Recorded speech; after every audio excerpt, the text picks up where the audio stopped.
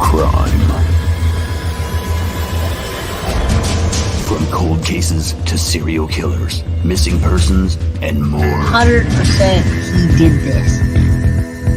I'd go off into fantasy world. How much more lucky can you get that you're not on death row?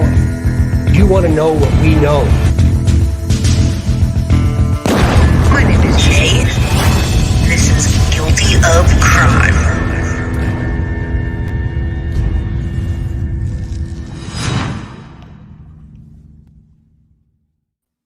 What is up, everybody?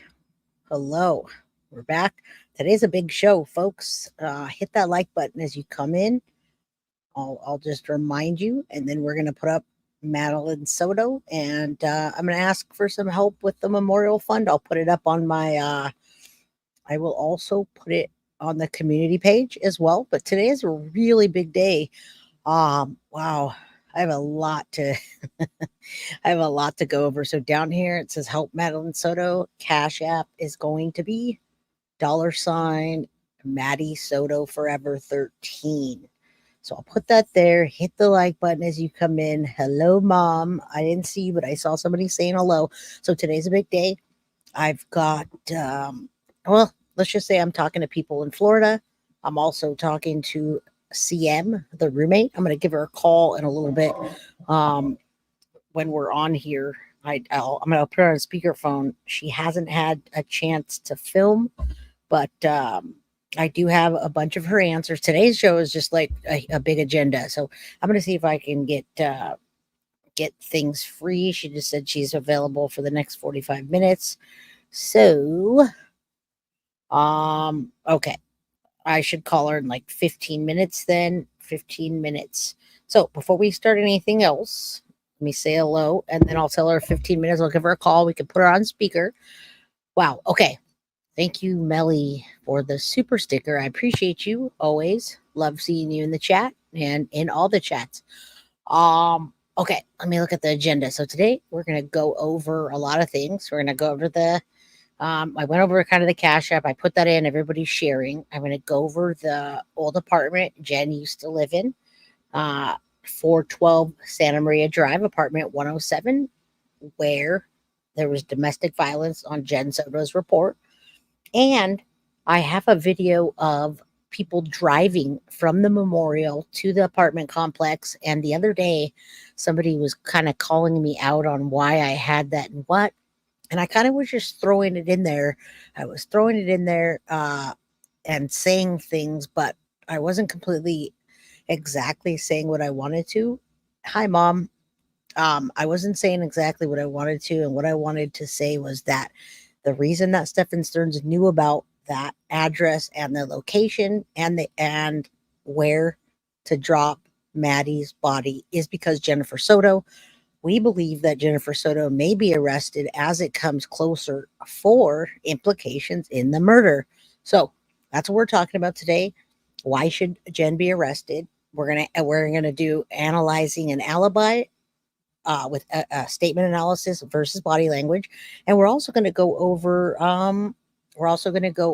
Maddie's memorial. I'm going to start with that first, and then I have answers from the roommate here. She said, cool, I could put her on speaker. She can just let you know she's not for Jenn Soto, and whatever she wants to say, she can say. So overprotected 1111, angel number, all the ones, justice for Maddie. Thank you. And thank you everybody for being here today. It's going to be a big day. I have a lot on my plate. So let's start with I want to start with a really pretty picture of Maddie and just show you the memorial as it is now. And a new piece that came up so I could remind you that it takes money to manage the memorial. Okay, so there's a really pretty picture of Maddie there, and that was on the day of her birthday, as you know. That was her 13th birthday, the last time we ever really got to see pictures of her, right? So there's a beautiful picture of Maddie, as you remember her Cash App. And I also want you to know that the reason that we're doing this with the Cash App is because Jennifer Soto used, yes, she's a Jennifer Soto fraudulently used the money of the GoFundMe. So they got over $16,000, which would have helped to fund the memorial, the vigil, get T-shirts for you guys. And guess what? Jennifer Soto took that money and used it for something else. Yeah, poor kid, breaks my heart. So Jennifer Soto took a bunch of money, in my opinion, allegedly. So nobody uses that GoFundMe anymore because it was misappropriated. So there's reason number one. Hashtag arrest Jenn Soto.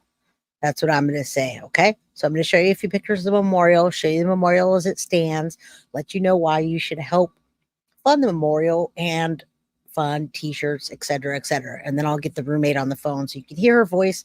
I want you to know that I'm not like the other channels that, that do fake interviews, because I don't do fake interviews. This roommate has 3 kids, 2 of them that are, we'll just say, mentally challenged. One's got autism. I don't have it in front of me, but just have challenges. Okay. So yes, the real me too. I'm not kidding. Jenn Soto used the GoFundMe money that should have been for the funeral and things to maintain, and she used it for herself. Okay. So here's a few pictures. There's the memorial there. I don't know why they took down the Maddie memorial on the location, but I'm going to show you the drive if I can get to that after. Somebody sent a piece in. They sent a piece for the memorial. Beautiful, hand painted, of just a little angel. So hopefully you guys can see that. As I've said, I've got a big show today, and I'm trying to get to all the things that everybody wants me to get on the agenda, and more than that. So hopefully I can get it all in one day. And hello, Savage Barbie. Gammy Life. Jenn is not as dumb as she wants us to believe. She's as guilty as Stephan Stearns, and that's what I am pushing today. What I'm pushing today is, what are we going to arrest Jenn Soto for? What should she be arrested for? And we're going to analyze a new video by Deception Detective, which is analyzing an alibi that we think is her alibi, and she's using it as one in our opinion. All right. So remember, Jennifer Soto also, in my opinion, allegedly stole the GoFundMe money, and they cannot use that anymore. So KJ, what's good? All right, let me finish these pictures so I can, you guys can see me again. All right, there's the memorial. There's that beautiful pop-up umbrella there, so people can get shade. All the stuff you've seen before, it's still going, but this needs to be maintained. And Jenn Soto took that money, so we're asking for donations. And it's not going to me at all. It's going to the ladies that do this, and it's going for everything that they can use to keep this up and get T-shirts and remember Maddie. Okay. So not to me, it's going to the ladies, and I would never do that. Oh, wow. I wonder if you guys can hear this. You can't. Hold on. Let me see. I wanted to, hold on. Let me see. The reason I'm playing this, hold on. I might as well get this stuff out of the way here.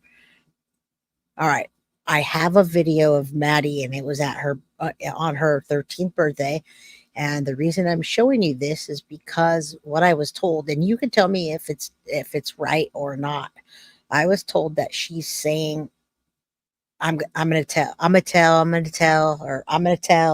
something about her telling, like joking about, I'm going to tell, like a little kid did or would, right? And what's up, Tania HDZ? How you doing? Okay, so here's Maddie. Listen closely what she says. From what I hear, she says she's going to tell, and she's in a joking manner. Stephan Stearns isn't there. Jennifer Soto isn't there. You guys tell me what you think. What up? Marta Watson, big show today. Thank you all for being here. Everybody, please hit that like button. Let's get me in the algorithm so I can get more people reaching out to me and being able to get this exclusive content that nobody else can get their hands on, because, well, I can. What's up, Oofed? Michelle, I'm so mad that woman had a horrible excuse for a human being, let alone mother. She didn't go to her funeral, didn't go to her birthday, didn't go to the memorial, didn't go to the vigil, and she stole money from her to even keep up the memorial. So what's up, Sadie's mama? I see you. All right, let's play this. You guys tell me what you think. I don't know what she said. But you guys tell me what you think. All right. Let me hit play. I'm trying to get this stuff off my plate into the next thing since it's a big show. All right, let's see what she says. I'm going to turn it all the way up as much as I can go. All right, volume up, play.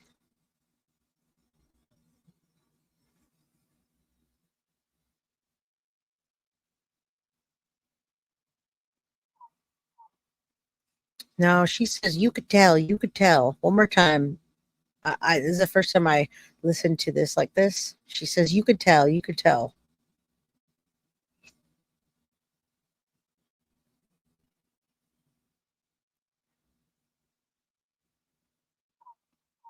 All right, so she says, you could tell, you could tell.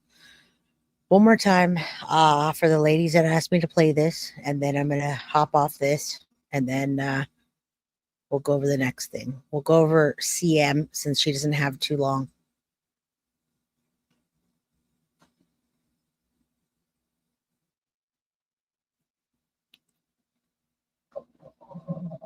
All right. She says, you could tell, and I don't know. That context looks more like they're trying to do something or they're playing a game. I don't know. I don't know what's happening there, but the ladies asked me to play it. Oh, wow, I'm really big. Okay. I try to do what they ask me when they need me to do something and how they want. There was no sound on it, huh? Interesting. Um, Let me try it again. All right. Let me do it one more time. It said you could tell, but let me try doing it this way. Hold on a second. Let me open it up a different way. All right. Let's do it like this. Thank you for telling me. Okay, I think we'll be able to hear it like this. I think it was the way that it was playing, and it was kind of nice for you guys to be able to see. I was so intrigued, I didn't even notice you guys were talking to me, watching Maddie's movements and stuff. I had never, we never really got to see her, so very interesting. All right, you guys will be able to hear now. I'll let me know if you can't hear it. Tell me right away. All right, play. Come on. Hide. All right.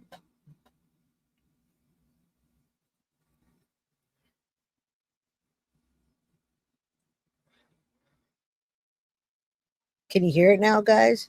Ladies, people? I'll play it again if you can hear it. All right, let me play it again.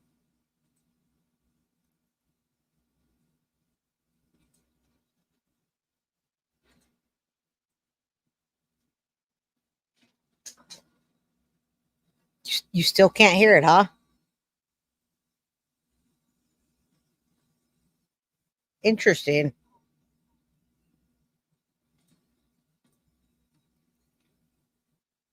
Okay.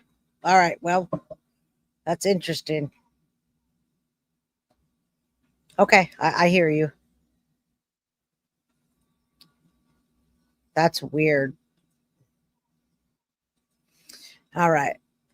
Well, I have it at 100%, and I have no idea why you can't hear it. I don't know if it's something that's being filtered out or what, but all right, you saw the video. She said, you can tell, you can tell.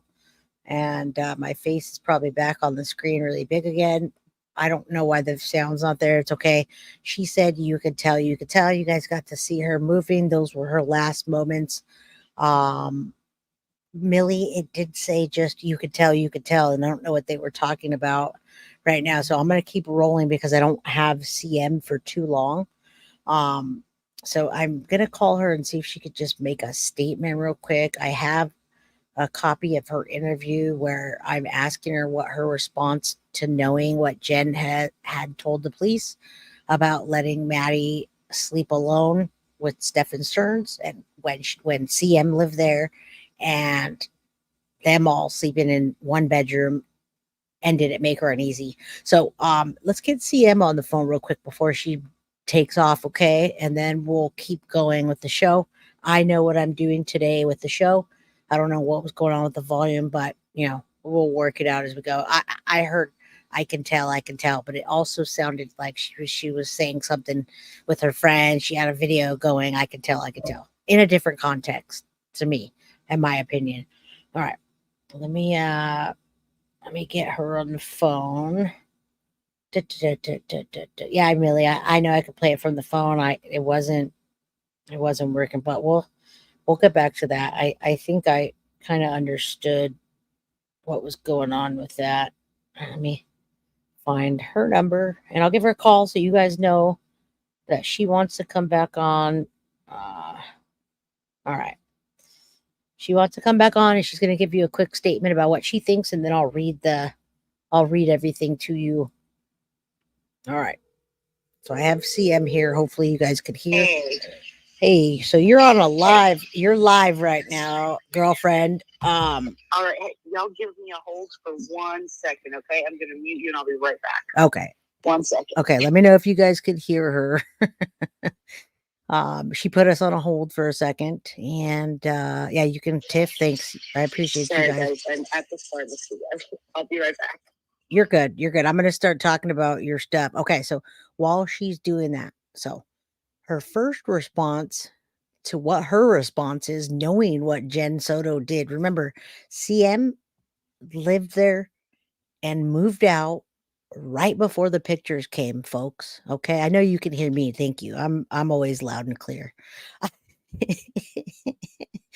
All right. So someone says, I think I stayed physically sick until Jenn Soto's behind bars. My husband just can't believe the evil monster did this to the beautiful girl. Right. And I have a whole show, y'all. There's a huge show today that has a lot that's going to make you guys pretty grossed out. And we're now thinking that, was she given an alibi? Why was Stephan Stearns dumping Maddie in that area? Well, that's because that's where Jenn Soto lived. And guess what? When I say we, boots on the ground folks took a drive from Maddie's memorial to the condo that I gave you the address to earlier, where Jenn Soto had domestic violence charges. So okay, sorry about that. I'm sorry. Hi, Jay. Excuse me. I apologize. You're good. So you're on the show right now, and I guess what I wanted to ask you, I have all of your interview questions you sent me, but if I just want you to make a statement and let people know that you're here and what you think about Jenn, and knowing now what you know. Well, so I am here. I'm obviously a real person. This has been a really tough case, I think, for everybody. I think Jenn is probably the most volatile, vile type of human being that could exist, and she's a poor excuse for a person, a poor excuse for a mother.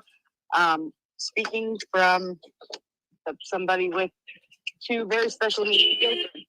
Oh, sorry guys, somebody's honking. Sorry, I just set my car alarm off. Okay. So speaking from Maddie, I don't believe showed signs of autism, but I'm not an MD. I believe that Jenn is allegedly complicit. I can't say that I ever saw her strike a hand to Maddie ever, but I believe in my gut that she was complicit and that she knows things that she's not saying. And right, that type of woman doesn't deserve a child. She doesn't deserve a life outside of prison bars. And the death penalty. You were around her, so you know her personality. Like, you've seen her in the interviews and you know her personality, and she's not, I mean, you tell me, does that look like she's scared of Maddie missing? What does she look like to you? You know her personality better than anybody. I never lived with her. So in the interviews, it's so rehearsed, and I think that anybody that watches them can absolutely guarantee that they're pretty rehearsed. Honestly, and this is just me, I feel like she's feeling guilty and worried for herself, right? Primarily, and maybe she should be, because if you gave your child, I have a daughter that's almost 13, right? And I could never, with autism. Right. And I could never in a million years ever imagine sending her to sleep with anybody except for her grandmother or her mother. I won't even sleep in the bed with her. You know, she's not biologically my child, and I can, and it's fine, and we have, but I don't. Right. She's just. And I mean, there's so many words I have. but you had that are intuition. just- You had a good intuition, and the pictures never came out until after you left of what Stephan Stearns was doing. So everybody, Right. this is Jenn Soto's ex-roommate. She lived there, and she moved out right before the picture started on Stephan Stearns' phone. Okay. Now, Yes. when you lived there, you had a sense that, like, you didn't have a sense that she was being SA'd, but you had a sense that you were going to leave your door open enough that all three of them were in the room all the time. I mean, you had enough sense, at least intuition, to be like, maybe I should leave my door open so I can, in case, you know. Absolutely. Well, I mean, that was definitely a bit odd to me, as I was never allowed in my mother's room growing up, or in any room without permission, and so that struck me as odd, and I just didn't trust him. There was just something about him that I could not trust, and Jen's dad, I would trust that man with anything. I'm grateful for his service to the country, and he's a great guy. I don't know when he left either, and that's something that I'm very curious about. Yeah, it'd be good to find out maybe when court and things come, because the pictures happened right after you left and supposedly he left. So hopefully we find out, were you there a solid year, or was it within like months? Like, do you remember? I was there I was there. So I was there for like 6 months. Okay. So like half a year. Yeah, about half a year. I had moved from Texas back down. I was living in Texas.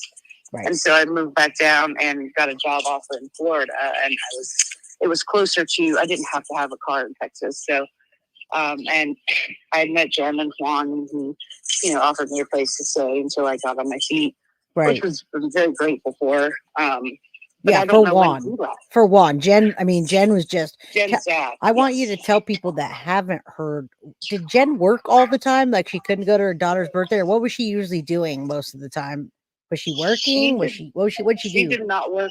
She did not work a single day that I was there. Did you hear that, folks? She didn't work a single day in 6 months that she was there.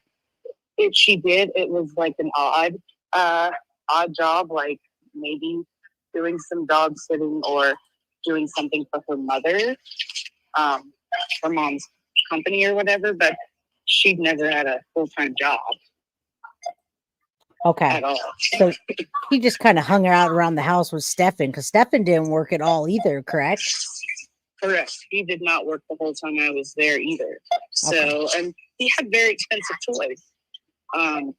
So I always wondered about that, because he had one of those skateboards that, you can, like, they're electric or whatever. This was 5 years ago. Those things were like $3,000. So I'm not sure. I think his parents support him quite a bit. You said he lived at his parents' house and his room was filthy. Jenn came to you or something, said she was going to go clean it. Yeah, she came to me, and he would not allow her to go to his house because of the state of his bedroom. That's what she told me. So she was like, whatever, I'm going to go anyways, come on. And so she went and she cleaned it, because it was like worse than a college boy dorm. Right. So, right.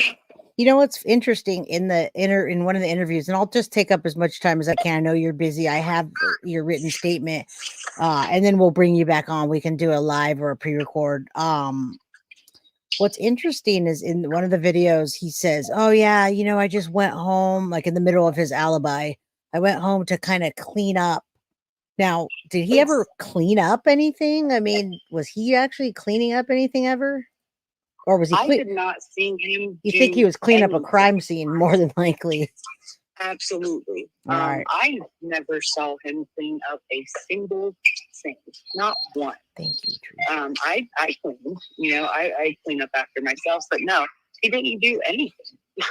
Okay. He literally, they stayed in the bedroom, and it was summertime, so the kids were out of school, So they were hanging out together, and then sometimes he would leave, and when he would, I would definitely hang out, with Maddie and Jen. But when he was there,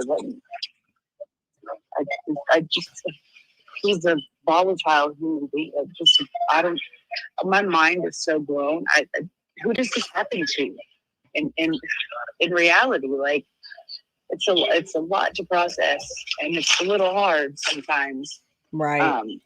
And I can no longer, I've never defended her, but I can't with 100% confidence say that you cannot sit here and tell me that your daughter was having this done to her for this long and you knew nothing. Absolutely not. Then what type of mother are you? She was always changing heads. Always changing what? Changing what? Meds. Meds. Always changing meds. Okay, so she was on meds a lot. But let me ask you, let me clear this up. Her being on meds, I know a lot of people on meds, and the meds makes them better. They're not just like zombies. So was she just like a zombie all the time and didn't know what was going on, or? So she wasn't a zombie all the time. Okay. And I think where everything failed, and not even failed. We can talk about where everything failed for days. Right. But what they kept changing her medications. Now, if anybody knows anything about antidepressants, a lot of people do. Make you worse before you feel better. So I don't know. Like, they changed her meds a lot, and I'm like, that's a bit extreme. Right. And those they were antipsychotic meds. It's not like, we're not talking about like hydroxyzine, which is, like Benadryl on steroids or whatever. We're talking Depakote and lithium and, things that you have to get your blood levels checked for. Right. Now, somebody asked, was Jen a doctor shopper? Do you know if she went around to get different meds, or was she really trying to get on the right meds? Do you not know her that much that you just, yeah. I don't know what happened after I left while I was going to that free clinic that we spoke about. Yep. Okay. Free clinic, folks. Yeah, the clinic for indigent. So, but I know that she reached out. I know that she reached out when she got her disability. Okay, so she did have disability, and she was trying to avoid, so she'd have a job just low enough under the table, I guess. I'm assuming afterwards. Yes. You never really saw her work except for maybe with her mom under the table, probably, or something, right? Yep. So you guys heard that. You guys heard she didn't work a day. Yeah, she didn't work a day that you were there. Now, did she cook for Maddie, or? They ate a lot of McDonald's. A lot of McDonald's, folks. A lot of McDonald's. Okay. And as somebody who doesn't eat McDonald's, no offense to anybody that does, my stomach can't handle it. I thought that was a bit absurd. And so then when he says the McDonald's in the interview, it's just like, it's a whole reliving of a situation. And I know that I couldn't have changed anything, but the universe knows that I should have taken that child and just kept her safe. But I can't live with that. I can't live with that guilt. Well, it didn't happen yet, according to documentation. And, I 110% do not fault you. I am glad that you had a gut feeling before any of this came out. CM, you did say that you left your door open because you had a weird feeling and you didn't trust that guy, and you kind of kept a second eye out, but nobody could have predicted that. And they were sneaky. They waited until you guys left. They waited till you left. Now, Maddie had her own room when you were there, right? Yeah, Maddie had her own room when I was there. There was no numbers on the door. Yeah, that's weird. They're calling it a brothel. Right? Yeah. So there was no numbers on the door. And the rooms are also, the rooms are so close together and the walls aren't thick. So so in my head, I try to think about how could this have happened with these people under this roof? And I don't understand it. The math doesn't math, and no one can make it make sense to me. Right. Right. Now, or the rest of the country. another thing, yeah, the rest of the whole world is like, what the heck? World, yeah. They had a half a bedroom, and I can't understand what that half a bedroom was. Do you understand where they're saying it was? Was it? So, okay. From the I'm sorry to cut you off. No, it's all you.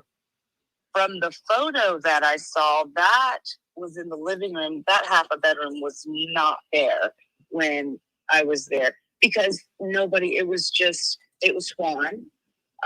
Stephan was not even living there full time. It was Swan, Jenn, Maddie, and I, and then Stephan was there a lot of the time. Okay. But sometimes he wouldn't be. And now, like now that all this has happened, it makes me wonder, well, what were you doing while you weren't there? Right. So there's so many what ifs, and those will haunt me for the rest of my life because there's only 3 people that know the real story. And one of them may not even know all of it, but I can't say for sure. Right. If she does or not. But she knows something, or else you're a real shitty mom. Right. I Exactly. would be able to tell if there was, excuse my language, sorry, y'all can bleep that out. You're good. I have definitely dealt with trauma. I took psychology classes. Right. That was good. I was an undergraduate. I was a psych undergraduate. And there's no way that could have happened for that long and you had no idea or notion. I saw her deteriorate from the person that she was when I first met her to what she looks like now. Oh, wow. The ugly potato. The ugly potato. Yes. Yeah. We know you're watching when you know the ugly potato. I definitely. She also gained weight she again. Look like a potato. She gained weight again, right? She had you're the one that told us about the gastric surgery and her and Stephan bonding over that. So, one other question. I want to know if, did she ever take Maddie to the doctor? I mean, she claimed for her to have all these things, and you were there for at least 6 months. You think did she ever talk about like having to go to a doctor? Never? Okay. Never. Not one time. And here's the thing. So I have family members and a child with autism, and I also have a son with Downs, and he's about to be 18. So not in one point in my life have I seen the traits, and not all autism is the same, right? Or of course. Special needs, for that matter. I am a very big special needs advocate, but I didn't see autism in Maddie, right? And I know what severe autism looks like, and I know what high functioning autism looks like, and I know what Asperger's looks like, right? And Down syndrome. And she had none of those things. She was very social. She was bright and radiant, and she was a good kid. I mean, what girl doesn't get into a fight with her mom? Right, especially when you're that I didn't cry. Well, especially when you're I hate to say this, but when you're sleeping with the same man, and at some point Maddie was taller than Jenn. And so I mean there's going to be a rift there when Stephan's giving her more attention, and you said that he did a lot of kid stuff, so he would play games and paint with Maddie and do a lot of kid things. So was Jenn included in that, or was she just kind of off being a potato somewhere? She was being a potato on her phone, doom scrolling. Okay, so she was just on her phone, kind of out of it. 9 out of 10, she was on her phone, because I would come out or go to the restroom or whatever. I'd normally get home, sometimes late, sometimes early. It depends on how much I had to do that day. Right. But she was watching TV on her bed, and then there was a futon, and Stephan and Maddie would be there painting or playing, or Maddie would be sitting on the bed. But Jenn didn't participate in any of those types of games. Now, did they play board games or cards or stuff like that? I don't know. I wasn't in there the whole time. Right, right. But what you saw is all you can speak for. Yeah, she definitely doom scrolled and Instagrammed a lot. Too bad she's still not on there, so we can get hold of her. Not on there at all. Trust you me, I have gone through tireless efforts. I bet. Did you ever notice Maddie having some massive needing an inhaler all the time or anything ever? No, not one time. That child having an asthma attack. Okay, all right. So, you know what I think it was? What? I think it was anxiety asthma. I think that she lost her breath when she was in panic mode because of this. She had nobody protected her. I left, and then the one person who was protecting her, he left, which is Jen's dad. Yeah. And after that, she was left to the wolves.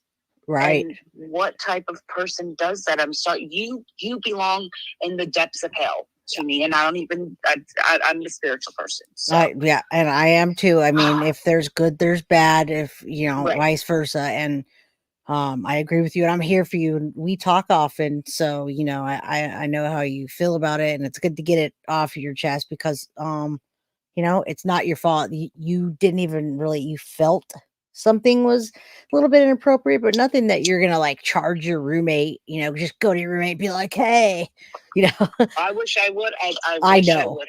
I know. All the wishes all the things I would have done differently. Yeah, I would have stayed longer. I'll tell you that. I would have stayed longer. But that's not the way the cards fell. Right.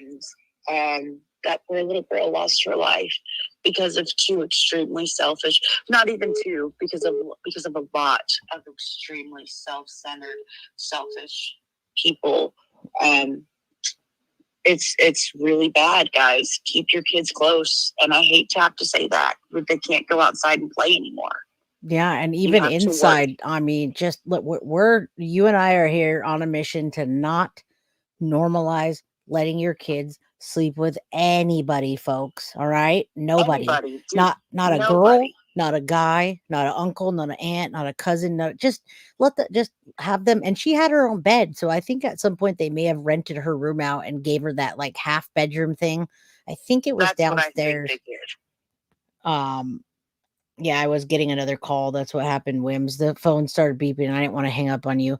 And someone was like, I can't hear. But yeah, so I mean, you have told us so much. You've given us a lot of insight. Like before you and I before Jenn Soto told the police that she was letting Stephan Stearns sleep with Maddie, you had already told us that they were all three sleeping together. So that and the layout. Stephan Stearns' personality. I have nothing to gain from or lie about. Right. I would be a really disgusting, sickening person if I were lying about any of this or trying to, I profit from any of this. I think the only thing that needs to profit is these schools need to contact you before homeroom. If your child's not in homeroom, right, I better get a contact, and I do. Right, and so do I. So I mean, from my perspective now, I think Jenn already knew, and part of her alibi or part of her thing was like, hey, you go get rid of Maddie, and we'll see if it comes out. In my opinion, I'm allowed to say, hey, this is where I used to live. There's nothing down that way. No one's ever that way. Go that way. And he, her old address. And that's how he ended up really close to where she used to live, but he got a flat tire. And you know that you and I have the same opinion. So Jay and I share the same opinion very much. I'm so sorry, you guys. My life is crazy. I really do have two special needs kids, and I have a bakery, and we work crazy hours. So I apologize that I had lost my voice, but I am here and I'm real and I'm listening to all of you. And as far as mom shaming, I think I read a question, I believe, and it said, how do I feel about mom shaming? I don't think it's mom shaming. I think that we are entirely shaming because it wasn't just one person that failed her. It was all of them. So, yeah, that's where I'm at with that. I'm so sorry. I'm making like a ton of just hurts right now. No, I appreciate your time, Bree. Don't apologize, girl. So I'll let you go in a minute. I just want to ask you a couple more things, and then I have the things that you wrote to me, and I broke it down in questions. Well, Bree helped me, so we got our according to Bree here. One of my mods, great. Thanks, Bree. Yeah, she's awesome. All my mods are really awesome. I'm lucky to have them and this channel. And another question, if I can ask you one more, and what was the dynamic between Stephan Stearns and Jenn Soto? I mean, do you feel that she might have been afraid of him? Did he dominate things? What would you say if I was asked? So I think I think she was afraid of him? Yeah, I think she was afraid of a lot of things, but I think the thing she feared the most was not being loved. And I think that's what happened. I don't know. Was he shot calling? They were hot and cold. Sometimes they had broken up like once when I was there, and then within a week they were back together. Okay. So they were hot and cold. So it just makes me wonder what he was doing when he broke up with her, because it was always him breaking up with her. Oh, okay. That's him breaking up with her. So then she needed or wanted some way to get him back. I mean, it seems like when he was there, she kind of just got to scroll on her phone and not have to really pay attention to Maddie That's exactly what it was. I mean, that's exactly what it was. You know, when you have a kid that age, they want your attention. They want your attention. They want your attention. Oh, I know. And sometimes it's hard. I know. I know. And sometimes it's really hard, and you're like, I can't give you that right now. But she took her out to do things, and Jenn's friends even took Maddie out to do things. Oh, I wow. just never thought that this would be the case. No, and you wouldn't, or you would have I know who you are for the most part as a person, and I see your family and I see what you do, and you would have took that kid and raised her yourself. I know that. Absolutely. I've taken in a few, trust me. I know. I've taken in a daughter's friend. I've taken in a few. I'm there with you. I just had Jenn had a built-in babysitter. She didn't want to do it. Another thing she told on herself when she said, hey, I have anxiety, you guys go sleep in the other room, and she pushed him off. But I feel there's a reason why she said that. You don't just say that, you know?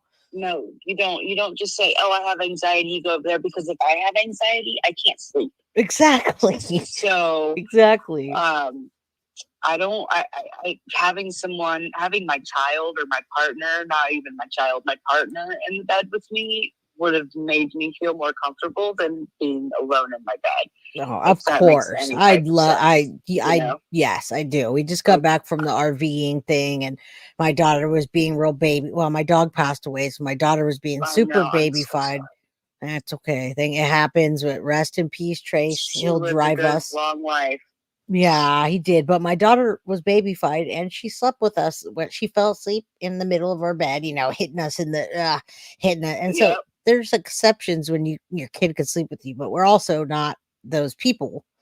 Right, so exactly. You can't always say that. But for that particular instance, and she just started meeting Stephan Sturz. Like when you were there, they were like friends at first, right? They were kind of friends, and then they had just started kind of like dating, from what I understand. Did she tell you why he ever broke up with her? Did she ever give you a reason?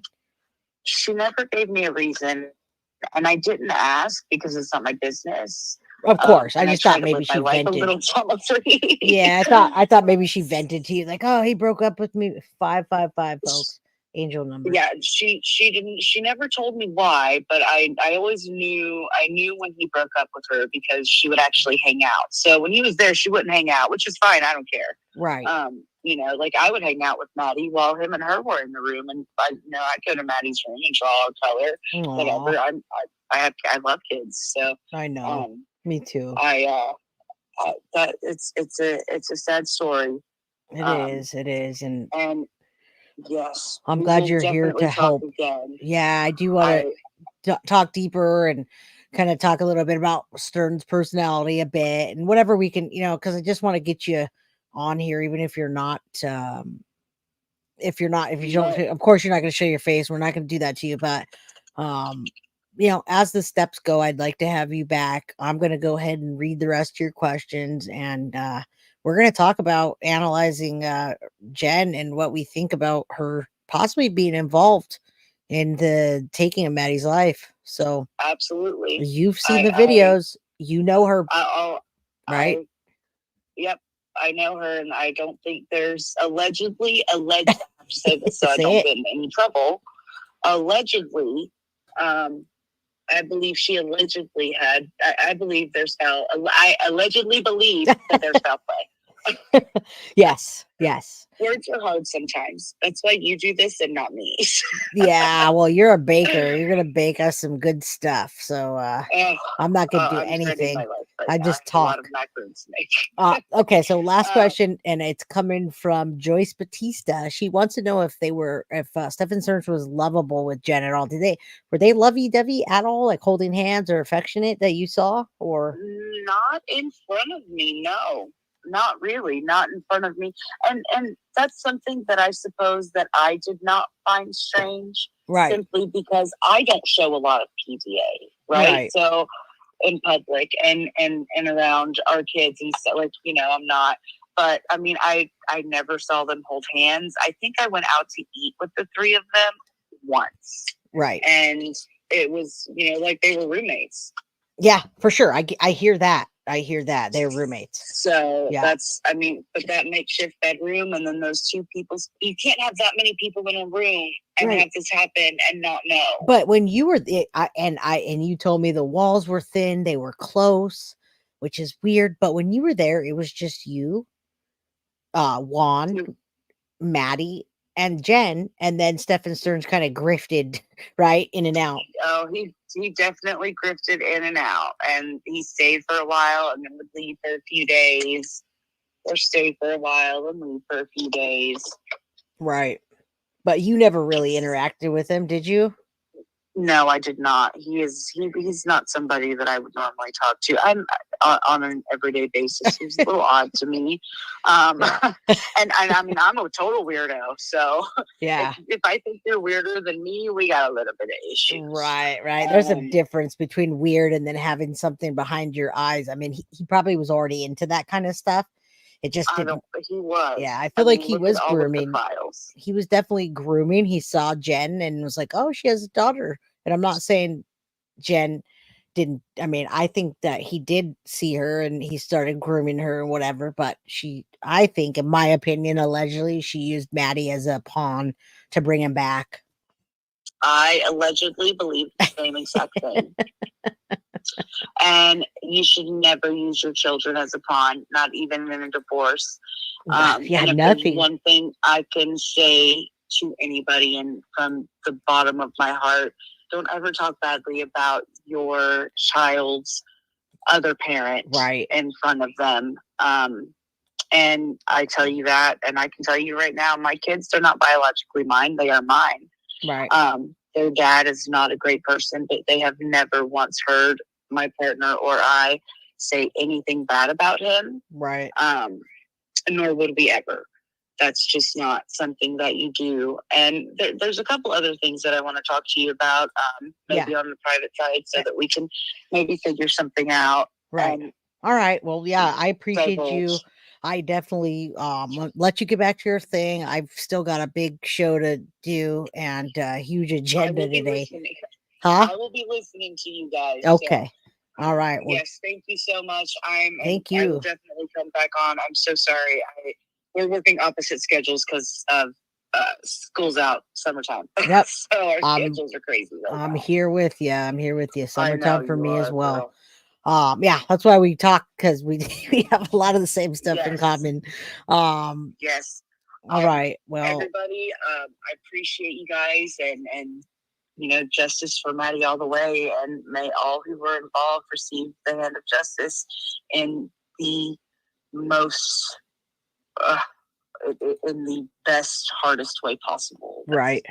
All I can say about that, because I'll get in trouble for language. So yeah. Let's not get in trouble tonight. Yeah, I'm not trying to get you in trouble. Another night we'll do it. We'll have a roast on like a Saturday night where we can roast the potato. But all right, let's do it. Get back to work. Yes. I appreciate you greatly. You guys. Yeah.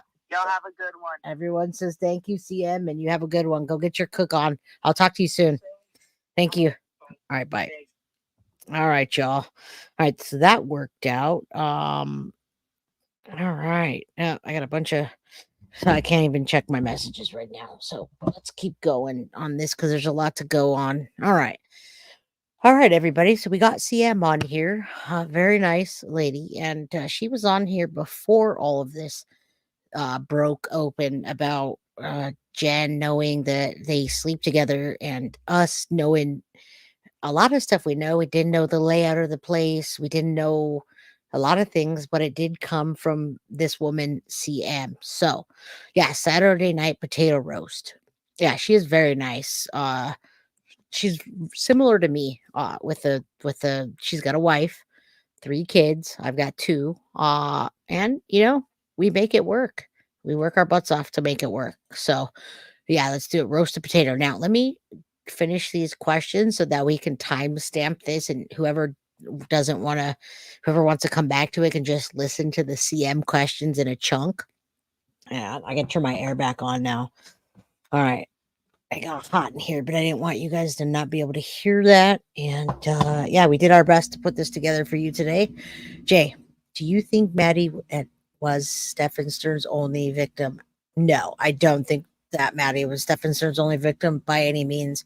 I think that he, in my opinion, had her as a regular victim. But when he was not with Jenn, he was doing other things and trying to groom other people, in my opinion. So, all right, guys, you guys know the drill. There's 593 people in chat. I know you enjoyed the content. If you enjoyed the content, please hit the like button. I appreciate every single one of you that has sent me a super sticker, a super chat, gifted memberships, etc., all the love. But get me in the algorithm so that we can have more people come on to my show. That's my goal. If every single case I can have somebody that I know or from the case come on and talk to you, that would be great. All right. So his mom was paying people off allegedly. Yeah, I heard that too. Now, I don't go into the other side of the roommate story because, well, Gray Hughes brought that. But Gray Hughes had callers call in, and I just don't want to use his content. I don't know. I can't vet his content, and I don't know if those people are legit, and I'm not going to start playing his stuff on my channel. So you guys can go watch the Gray Hughes stuff, and I'm going to keep that out of it. I know Stephan Stearns is a weirdo, and stuff happened. I know all of it. I've heard it all. I'm just not going to bring it here. So, all right, evening, Teresa. Let's finish talking real quick about. I have the questions from anything that wasn't answered. I'm going to put a pickup of. Let's do this. We'll put a pretty picture of Maddie up so you don't have to just see my face the entire time. And then I'll finish the questions, and then we'll get into the real deal stuff. We got some new content for you. Clar, I respect you for that, Jay. Thank you. All right, not a fan of his. Yeah, it's up to you guys. I don't tell you what to do. All you guys, I just not going to put it in my show. All right. Can you summarize the important stuff you said? I don't even know how to summarize. You'll have to listen to that. I'll tell you the important stuff right now that I'm talking about.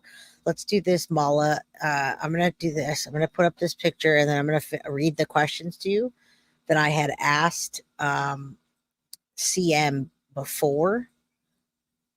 And she came on because I just kind of got lucky that she was able to come on.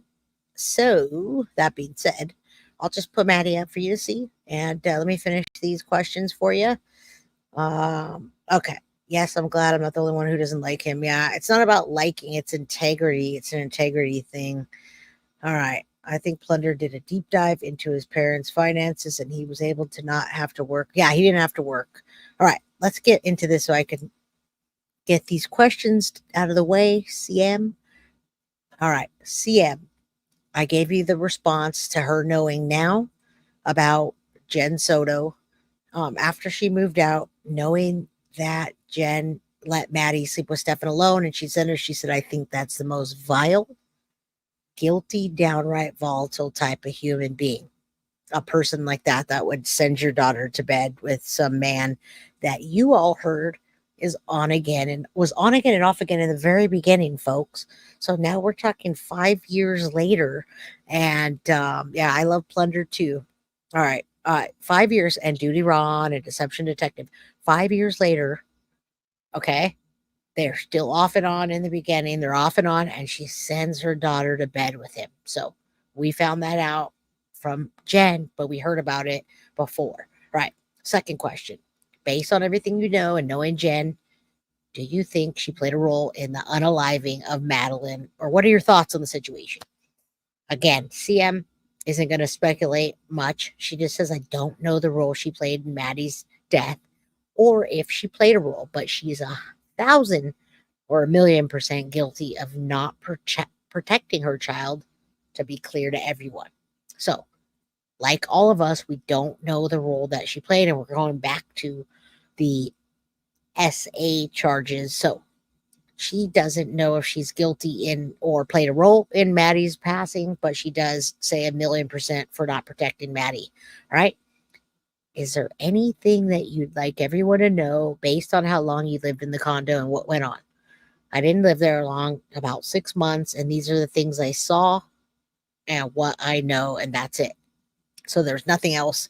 The questions that you all asked in the community, there's nothing more that she can say other than the time frame she was there. She's not going to speculate or make things up. Yeah, I think Maddie aged out too. What's up, JPL? What's up, JPL? Jenn should be ashamed of herself. She lied and laughed, cried, was a joke. We're going to watch all that with Deception Detective. He did a new one today. It just came out last night. So buckle up. Let me finish these questions. All right, next one. We don't have that many more. After moving out of the condo, did you keep a regular contact with Jenn and maintain any friendship? We did not keep in touch after I left. Only occasion, hey, how are you on Instagram? So she did talk to her on Instagram. I asked her about that before. And she said she tried to, after she found this out, she tried to reach out to Jenn Soto, and she just like disappeared. She didn't do it right away, but like she didn't answer and she disappeared.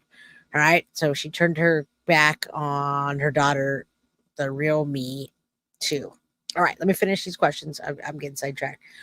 Okay. Number 5. Based on what you know regarding Jenn's mental health, in your opinion, do you think that Jenn was in a healthy place to be caring for her daughter? She was not a healthy person for her daughter or herself. You guys know she was massively overweight, and you just heard the pills she was taking, right? Some pretty intense antipsychotics. Mentally, emotionally, physically, I see that now and thought she was truly getting help. But then her meds were always changing. That's not okay if you know anything about medication, especially depression. Medication, it makes you feel worse because it makes you feel better. Okay, so yeah, when you change it, it would make you more depressed before you can become undepressed. So it's a double-edged sword. Anybody that takes medication knows you don't get it right on the first time.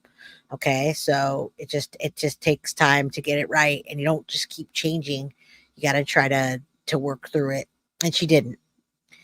Madeline Soto's parents, why they enabling mental stuff? Yeah, I don't know. Good question. I'm going to finish this before I answer anything else. Based on recent interviews that came out, there's been a mention of Madeline having asthma. We just talked about that. But when interviewed, Stephan and Jenn never mentioned the potential symptoms of, they only mentioned autism and ADHD. From your knowledge, were you aware of being a diagnosis of asthma mentioned, or can you recall, or did you ever see Madeline being in need or using an inhaler? Again, she says, I knew nothing about having her having asthma. I'm not an MD, but in my short amount of time there, I never saw or heard of anything having asthma. I know that when I'm having a panic attack, I feel like I can't breathe and I have an inhaler. But as far as her having it, I guess regular asthma, I know nothing about, meaning Maddie. Okay. Number 7. So she said that on the phone as well. These are some of the highlights, folks. Some of the things that she said. I'm kind of just going over it and answering what she wrote. Adam says, bless you, Jay. This is an easy case to talk about, and you do it with grace, respect, passion, and thirst for knowledge and understanding. Absolutely. Thank you, Adam. I appreciate that. It's not an easy case. All right. Yeah. Asthma would mean going to the doctor, and she didn't go. All right. We're almost through this. We're going to, number 7. If you had to give a description or describe in your own words Jenn's demeanor, how would you best describe it?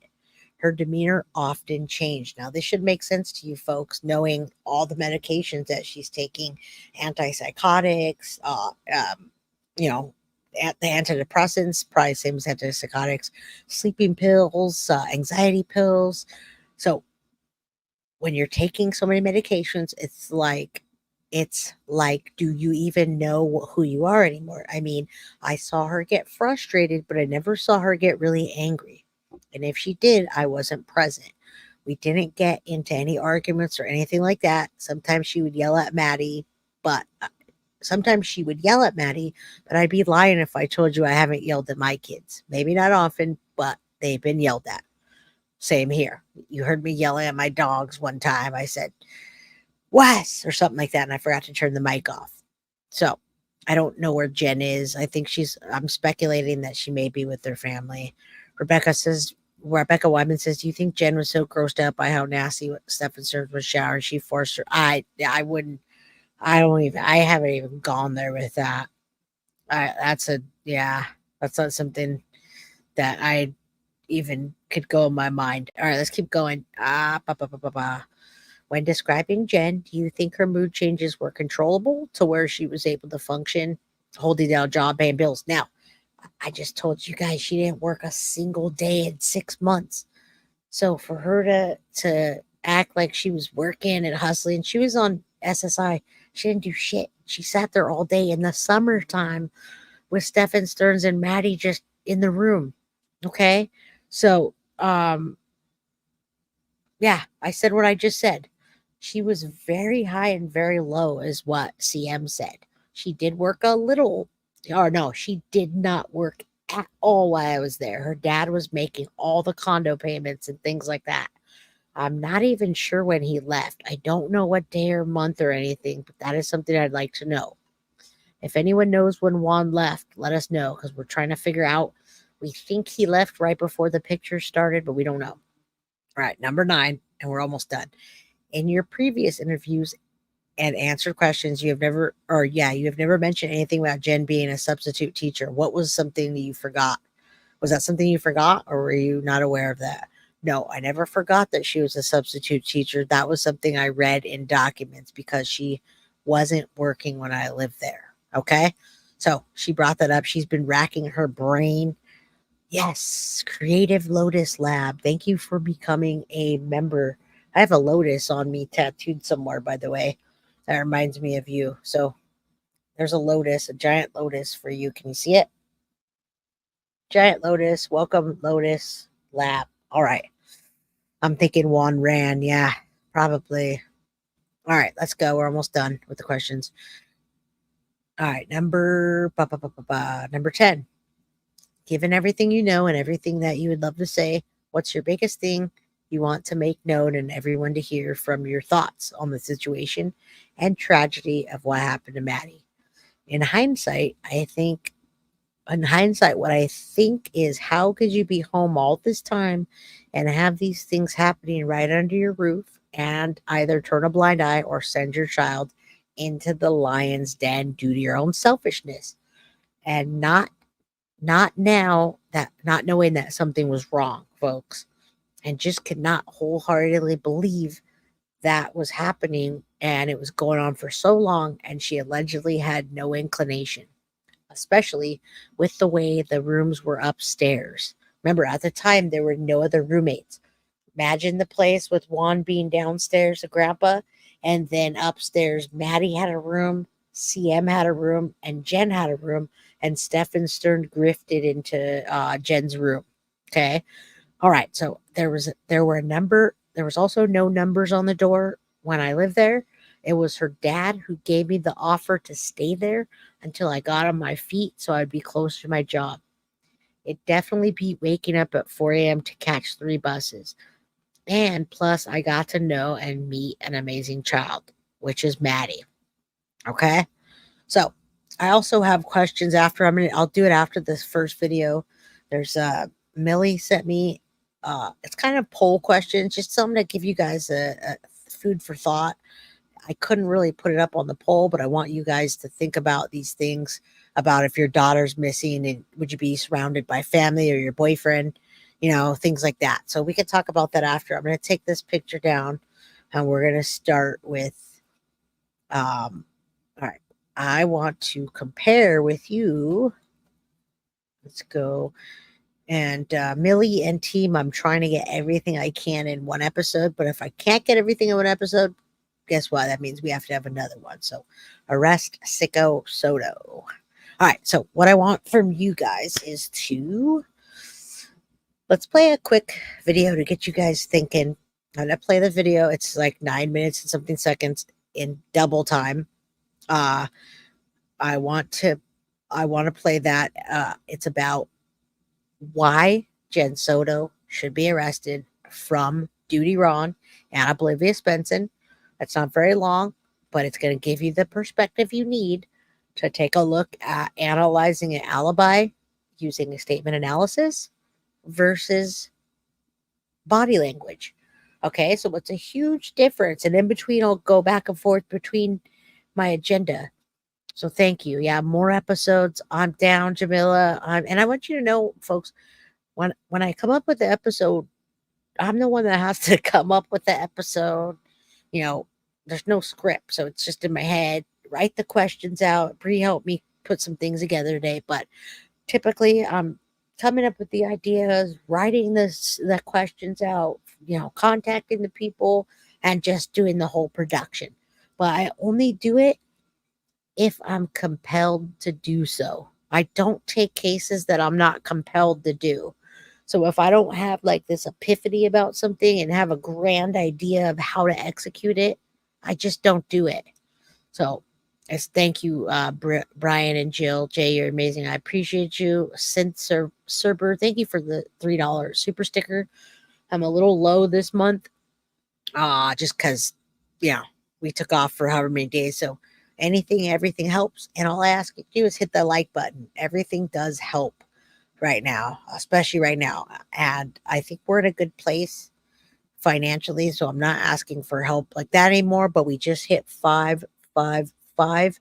So say a prayer for Maddie as we embark on Jennifer Soto and why she should be arrested from Duty Ron. That says it like he wants to. All right. Tina Britt, I love your show, Jay. Thank you. All right. One more. Millie Isaac, I believe she saw him or aided him with her unaliving. She also was with a jacket and long sleeves. Yes. And I was going to bring that up. Thank you, Millie. I want you to know that Jennifer Soto wore, and I have all this down, but Jennifer Soto was wearing a jacket and long sleeves all the time after Maddie went missing. Okay. All that other kids were and people were wearing t-shirts and shorts. So pay attention. Do you think she had scratches on her? I do. In my opinion, I think she had scratches on her. And that's why she was wearing long sleeves. So when we watch the videos and we see Jenn in it, watch for long sleeves. And it was hot. It doesn't matter if it was February. It was humid. It was hot. Even Maddie I think she was wearing jean shorts. Correct me if I'm wrong. No, she didn't have track marks. Not the mama. She wasn't shooting up. She was taking pills, bruises or scratches. Yeah, from potentially fighting with Maddie. Minnesota girl, thank you for the super sticker, $4.99. I appreciate you all. You all help so much, more than you know. Trust me. Yeah, hit that like button and let's get into this.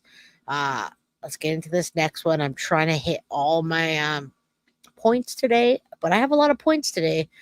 It's a pretty big show, it feels like, to me. So, all right.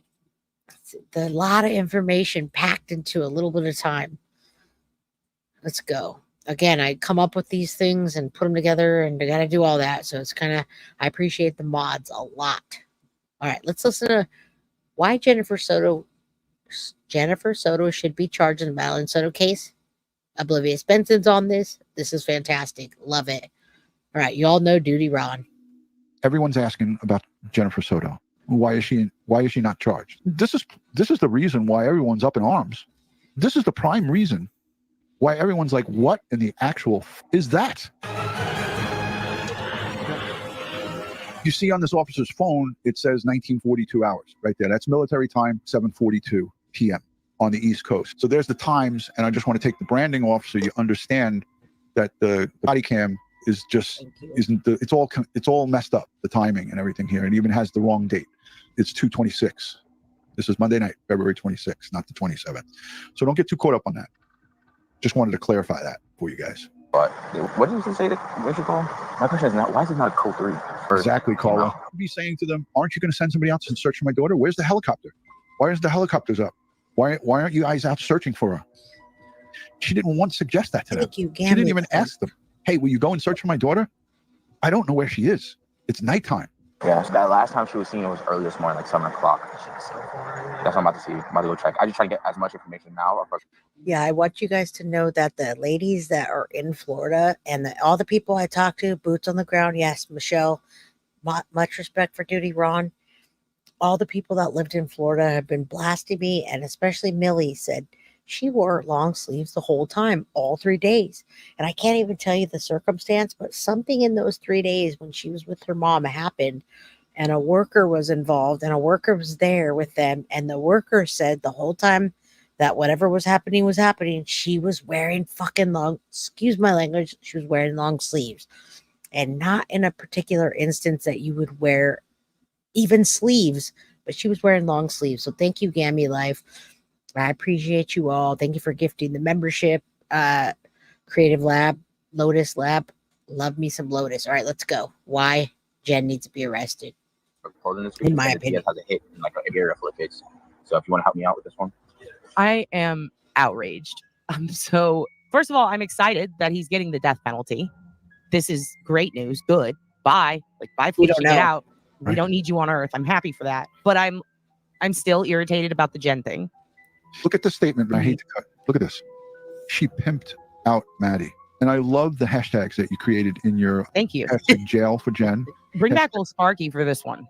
Hashtag justice for Maddie and hashtag old Sparky for Stephan. If we're going to bring back a firing squad, great. But if we're going to go with old Sparky, fine. Whatever. I'm so irritated by the whole Jenn thing. And here's why. I know that there's a lot of people who are like, oh, we should charge her with this, that, the other. But John was talking about, was saying Florida is not frowned, right? Yeah. So I started looking it up because, first of all, they said aggravated child abuse for Stephan. So naturally, that can mean different things. Texas, battery, you have to physically touch someone, but an assault can be a threat. So you can just say you're going to harm someone, and here you can get charged with assault. Florida, very similar to Texas. So I want to read you guys. This is the Florida statute for aggravated child abuse. So this is the status quo that Stephan would have had to meet to get the charges he got. Here we go. So this is what Stephan would have had to do in the state of Florida, right? It says aggravated child abuse is defined as committing aggravated battery on a child, so physically harming the child, willfully torturing, maliciously punishing, or willfully and unlawfully caging a child, or knowingly and willfully abusing a child and causing great bodily harm, permanent disability, or permanent disfigurement.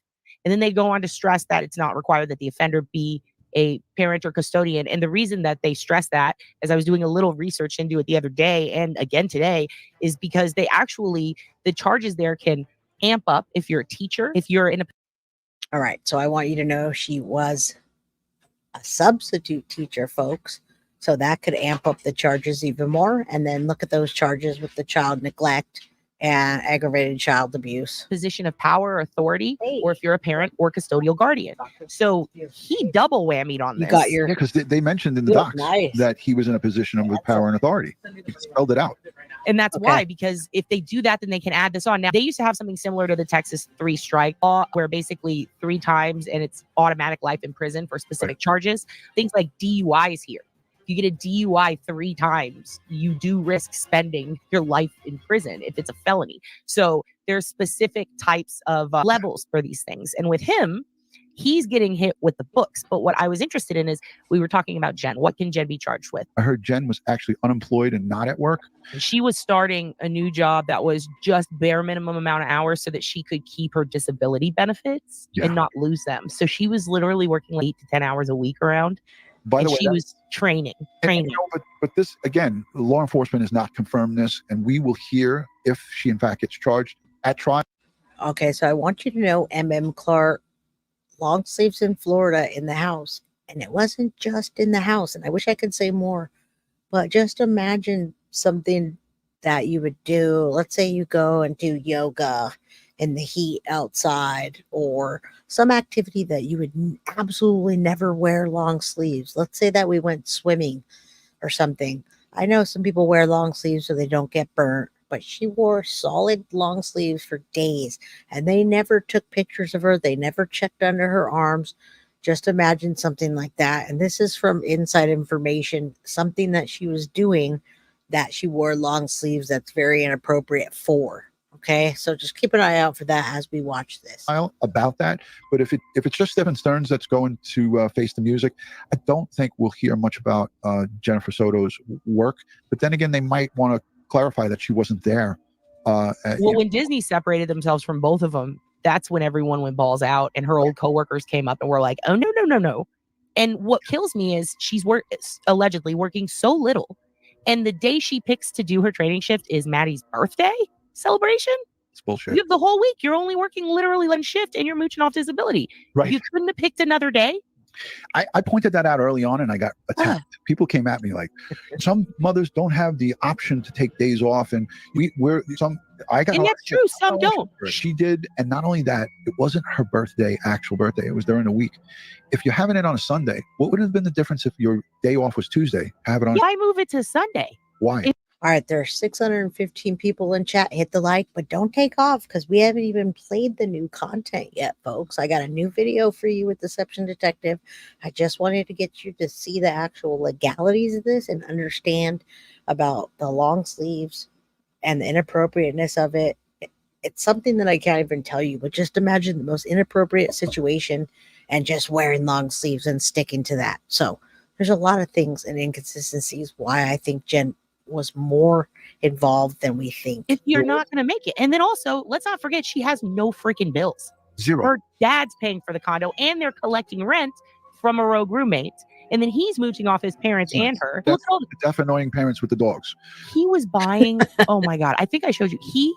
Also, can one of you guys, I haven't seen it in chat, folks. We have all the gear. We have the Guilty of Crime gear, everybody. And nobody's got it in chat. Can you guys put the Guilty of Crime, the bucket hat, and the tank tops? We got stickers, mugs. I haven't seen that at all. So, Carly or Bree, can you guys put that up? I want to get the Guilty of Crime gear out there. I'm going to buy some myself. So if you guys can put the links, we have tank tops appropriate for the summer and the bucket hats, which I'm going to grab. Was buying these figures from Japan. He was getting his currency transferred into Japanese currency from Kissimmee to the parts of Japan where he was ordering Tamagotchis. You can even see the address up close on one. Oh my God. The shipping alone, even if you're using DH, $150 to $200, almost equal or more value than what he's purchasing. Crazy. Where's he getting this money? This is all stuff the investigators are going to have to look at and take a peek at. And again, seeing if he was trading any of photos and or videos. A whole bunch of factors are contributing to this decision. For starters, they say the crime was committed while Stearns was engaged in aggravated child abuse. Prosecutors also say the victim was especially vulnerable because Stearns had a family-like relationship with Maddie Soto. And they say that the crime was especially heinous and cruel. According to investigators, Stearns was living with Maddie and her mother at the time. And you might recall Stearns is also facing 60 charges relating to disturbing photos found on his phone. That includes capital sex battery. Prosecutor said today if Stearns is convicted of those sex charges, that's another reason why they will argue for the death penalty. Soto's body was found in the woods less than a week after she was first reported missing. And today, prosecutors said that they plan on proving all of those factors in a trial. Stearns' next court date is scheduled for July 10th. So July 10th is the next court date. Okay, so I wanted to do this show before the 10th. Today is July 9th, folks. Tomorrow's the 10th. So let's keep a close eye out for that. I have a feeling that Stephan Stearns is not going to be there at all. But let's watch out for it and see what happens. Let's see what they say. Let's see when they push it out. I know there's another one coming up in August. Andres Hernandez says, love your show. It's the only one I watch. Well, thank you, sir. I appreciate that. All right, let's go so we can get to the Deception Detective video. For this monster.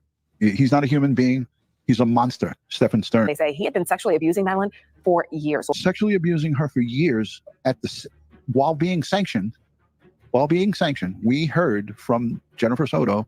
She told police in an interview, she said when she gets anxiety, Jennifer Soto, the mom said when she gets anxiety, she asks Stephan Stearns to go to another room in their home. It was her father's old bedroom. Go with Madeline to the extra bedroom and sleep there while I work through my anxiety. And when I'm out, you have my permission to sleep in the same room with my daughter. Who does that? I asked that question. I present that question to you. Who does that? And some people in the chat say, Duty Ron, what do you want Jennifer Soto to be charged with? Well, for starters, she failed to protect her child, her minor child, arguably 7 or 8 years old, a grown man who's not even her father, to sleep with her in a separate room privately while you're home. Yes, Ron. Yes. Where do we start? Where do we start? Disgusting. Want to know where we start? What parent makes that decision with a good sound mind? Who makes that decision? Yeah. It's despicable. Right. I'm mad as hell, and I'm not going to take it anymore. This is ridiculous. Love you, Duty Ron. Love you. You guys probably already subscribed to him. Go subscribe if you don't, and you don't know who he is. You'll love his channel. He tells it how it is, and there's no filters on his show. He's ex-NYPD. There's Crime Time with Ed, who's now his co-host. He actually works in forensics, right? He's in the forensics unit.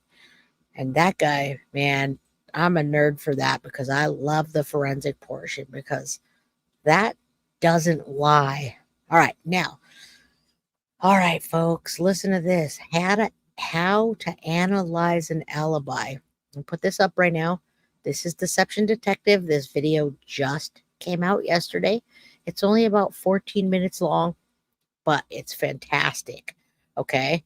It's fantastic, and I love... What's going on? So, all right, folks. There's the long sleeve. There's the hoodie. Stephan Stearns is wearing short sleeves. Let me see if you can make sure you guys can see this. Watch any interview that we see. Jenn Soto has long sleeves, and it's not cold outside.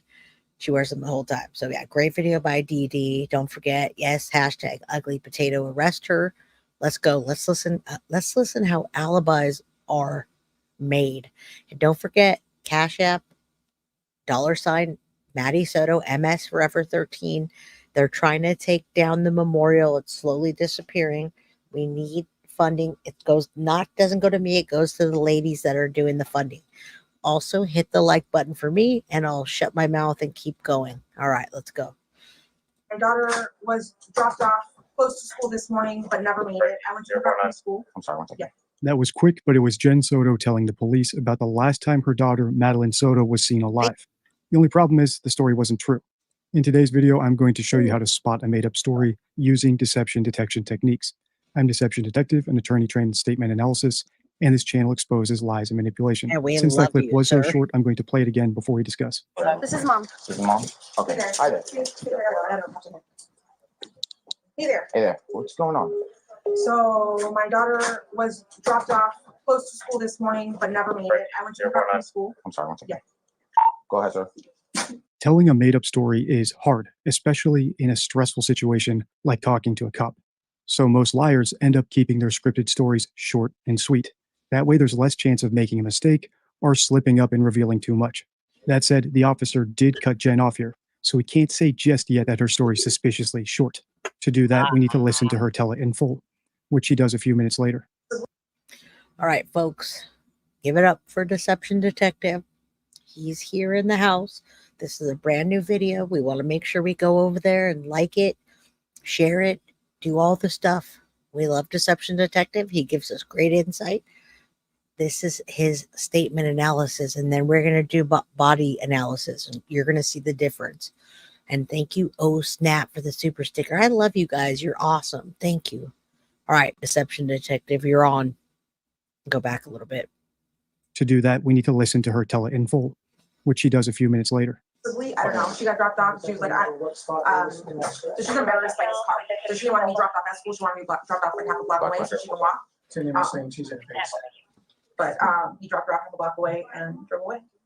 Okay. Did she ever go to school? No, we called school. She was walking in that direction. She was rifling through her backpack, just looking at something. I thought maybe she was just looking for headphones before she caught this guy, man. But she was just kind of, shambling over in that direction. It looked the same as any other morning. Okay. What was the last thing you asked? If she went to school, So I got confirmation from the school that she never made it. They sent me an email saying she didn't make it, but I also spoke to her or emailed one of her teachers directly, and he looked at all her attendance for all her periods and told me she didn't make it at all today. Okay. Not only is the full story short, but it's vague, and this is the second hallmark of a scripted story. Whether it's done consciously or unconsciously, liars often keep their lies vague. This makes them harder to fact check. It reduces the chances of contradictions, especially if there's a co-conspirator like we have here with Jenn and Stephan. And most importantly, it allows the liar to tailor their story to any new evidence the police might find down the road. To illustrate just how vague Jenn's story is, ask yourself, who dropped Madeline off? We don't actually know that, and that's because she said Madeline was dropped off. In other words, she used a passive voice. So we don't know if Jenn did it, Stephan did it, or they both did it together, or some third party did it. Where was Madeline dropped off? That's also unclear. Was it a half block from the school, or a block and a half away, or even further? Which side of the road was it on? What landmark or distinguishing feature was it near? And finally, when was Madeline dropped off? Was it 9, 9:15, 9:45? How long did Stephan sit there and watch her? These are all. And right, he's correct. All of these start to fade out when you don't want to tell the truth. So you start to get really vague about things. Deception Detective says, I think the body language analyst will agree with me. And you're right. The one that I have, the one that I chose, one of them was way too like all over the place. The body analyst does agree, but yours is more spot on. I think words are a lot more important because body language can be affected by a lot of things. I just drank some caffeine, whatever. I could have smoked some of the ganja when I'm slow, whatever. So statement analysis for me is a lot more spot on, DD. But you'll see, we're going to go back to back and we're going to compare. I also want you to know Jenny Esquivel doesn't want you guys to panic. She wants you guys to know that they're working on getting the county to get the proper permits to transfer Maddie's memorial to a fence. So if you're sending things over there, you're going over there, they're going to do it on a fence, mimicking the existing one at the same location. It's county property. So they're pretty much will be moving mementos from one fence to the other. So I wanted you to know any money that's donated to them, it's to help them do that, maintain it, etc. And thank you, DD. Always love your input and the hard work you put in. All details that I would expect the actual parents of missing children to give because they're useful. Remember, this is the last time her daughter was seen alive. We could reasonably expect her to be racking her brains about every detail of those final seconds and minutes and hours. After the police finished this interview with Jenn, a few hours later, they discovered footage of a girl resembling Madeline at a church near the school around the time that Madeline was allegedly dropped off.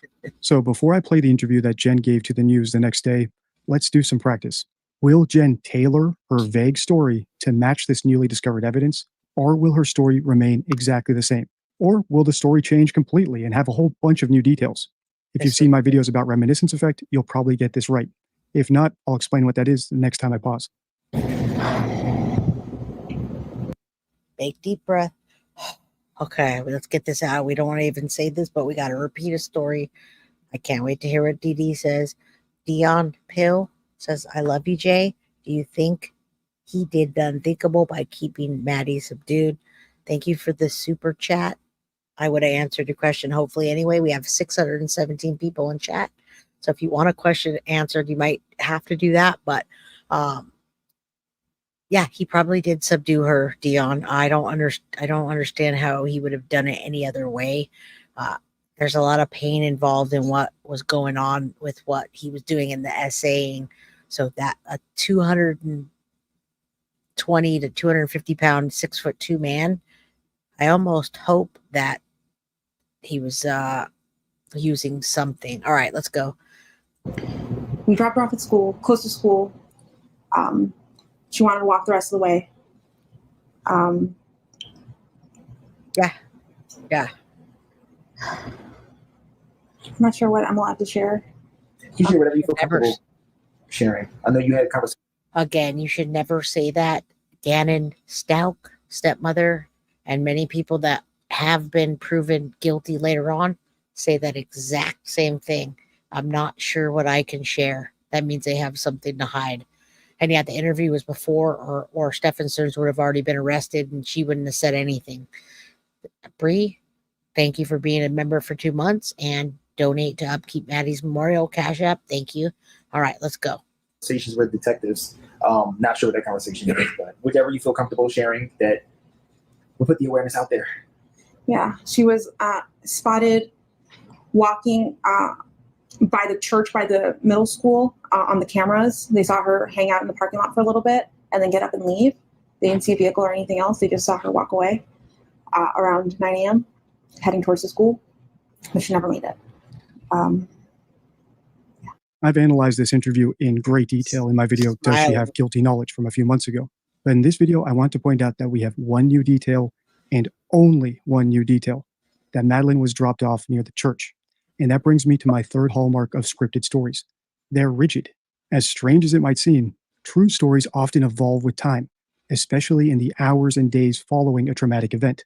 And that's because the victims sit there for hours, thinking, searching their memory, trying to improve their recall about any potential clues or details that they overlooked or forgot about on that fateful day. So when they tell the story in future interviews, there's often new details that are added or prioritized. And this phenomenon is known as the reminiscence effect. So when I listen to this version of Jenn's story, I don't hear someone who's searched her memory for new details like I would expect. I hear someone who has tailored their highly scripted story just enough to incorporate new evidence, which is exactly what vague stories are designed to do. They're also designed to minimize contradictions between co-conspirators, which is why there's no reminiscence effect in scripted stories. Every detail they add is a potential stumbling block if they ever get interviewed separately. So it's in their interest to change the story as little as possible. Now let's watch Jenn's final interview, which she gave the day after this one. Go ahead and tell us. By the way, this is fantastic, that Deception Detective. And if you're still here and you can hear me, I appreciate you so much for doing that and taking all the interviews and putting them back to back so that we can see and compare that her story is it's very scripted, and you're always spot on to me. Always. Nerdy Cat, you want to buy a mug? Can't find the link? Check the chat. They'll be dropping the link in chat. I think I have it on my page, but I'm not sure. I'll get together with the girls after. All right, let's not interrupt. I'm sorry. Let's go. What's going on with Maddie? Well, Monday morning, we took her to school. We dropped her off close to school, across the street from a church, which is it's right next to the school. She crossed the street and walked to school, what we thought walked to school. My boyfriend. By the way, 3 times in a row, long sleeves. She has a shirt under, and she just happened to throw a black zip-up jacket over. So all the times, and another time that she shouldn't have had it on, that you would never, ever have a long sleeve on when you're getting it done. She had a long sleeve on. We drove her to school, drove away at that point. It was seen on video footage that she hung out in the parking lot of the church for a few minutes and then got up and walked towards the school. But she never made it from that walk and that was around 9 a.m. when she got up. She never made it to school after that. It's right next to the school. I don't know why she didn't make it. I don't know if something happened on her walk along the way or if she got taken, but she never made it. And that was the last anyone seen of her or heard from her? Yes. Jerry McCann wasn't around when his wife, Kate, discovered their daughter missing, yet he had zero suspicion that she might have done something.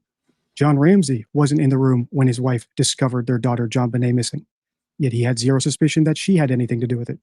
Don Wells wasn't even on the property when his daughter, Summer Wells, went missing in the care of his wife, Candace, and his mother-in-law, but he had no suspicion. Chris Proudfoot was in another state when his stepson, Sebastian. You see how all these tie together, folks? And when you're doing true crime for 30 years, probably over 30 years, I've been consuming and studying true crime. You see these cases over and over and over, and you get a good sense for them. You have a good intuition. You line up all the things. You write it down. You talk about it. You talk to the police department. You talk to FBI. You talk to former cops at work, and you get the same conclusion. So we're not just talking out of, Rogers went missing, but he had no suspicion of his wife, Kate. My point is, scripting a plausible story is hard enough, and delivering it convincingly makes it doubly hard. But once you have a co-conspirator, another person, it makes it exponentially more difficult because now you have to improv. You have to actually act like parents who don't know what happened to their kid. And I didn't see that in any of those cases, and I don't see it here. As far as Jenn's story goes, Stephan was the last person to see Madeline alive. He's not even related to her. He's just Jenn's boyfriend. Yet she has zero suspicion that he may have some culpability or know something that he isn't telling her about the disappearance. For me, that does not track, and it's part of my assessing stories card from the deception deck. The reasonableness and tone of the story. And while we're on the topic of Stephan Stearns, let's analyze his version of events. The first question is if I can get your first and last name and spell them both. All right, folks, before we continue, Millie, Jenny, all of the above, I'm going to post this in my community link. There's a Madeline Soto, please help with Memorial Fund to maintain.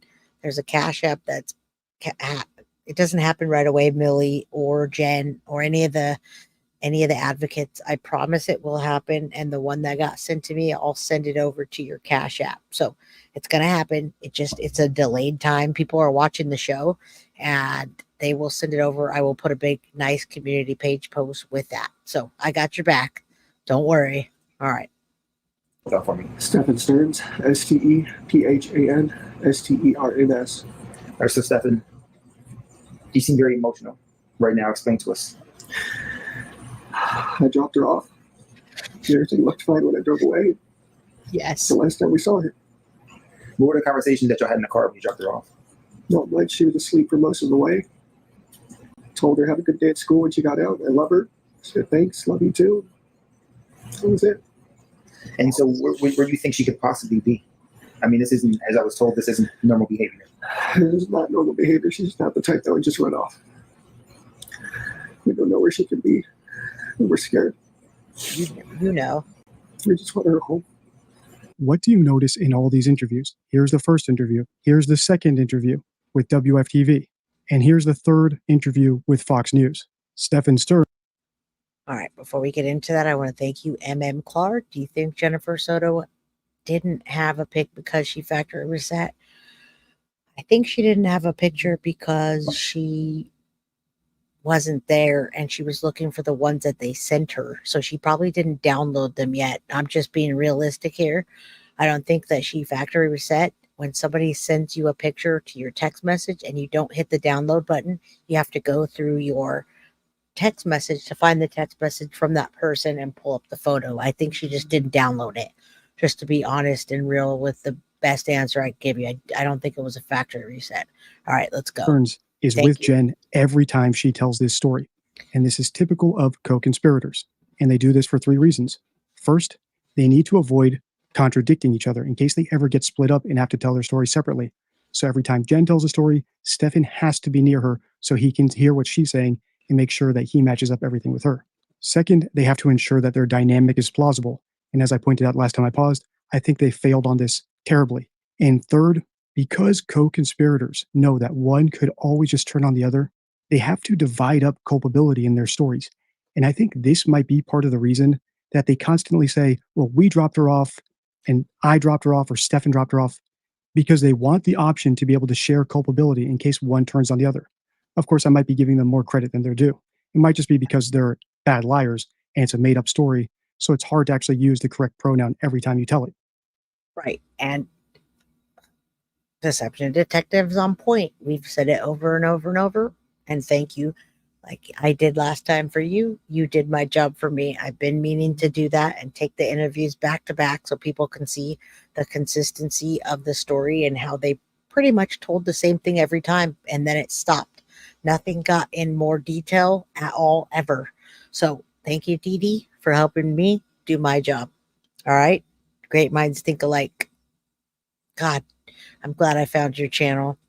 And he also conveniently demonstrated all the hallmarks of a scripted story that Jen did earlier in her interviews, like no reminiscence effect, being totally vague, and being extremely reticent. The cards I've been showing on screen throughout this video are from my deception deck, my 52 favorite rules for spotting lies and manipulation. And one of them is dedicated to proactively figuring out if someone is telling you a made-up story. So before I wrap up this video, I'll just read you this card so that you have 4 techniques in your toolkit if you ever get the chance to question someone who you suspect is telling you a made-up story, rather than having to use all these techniques to figure out if they're doing it from afar. When dealing with uncooperative subjects, a key tactic is to increase their cognitive load. The stress of lying, combined with this increased mental demand, can significantly disrupt a liar's thought process. Effective techniques include surprise, asking unexpected questions that someone fabricating a story is unlikely to have anticipated.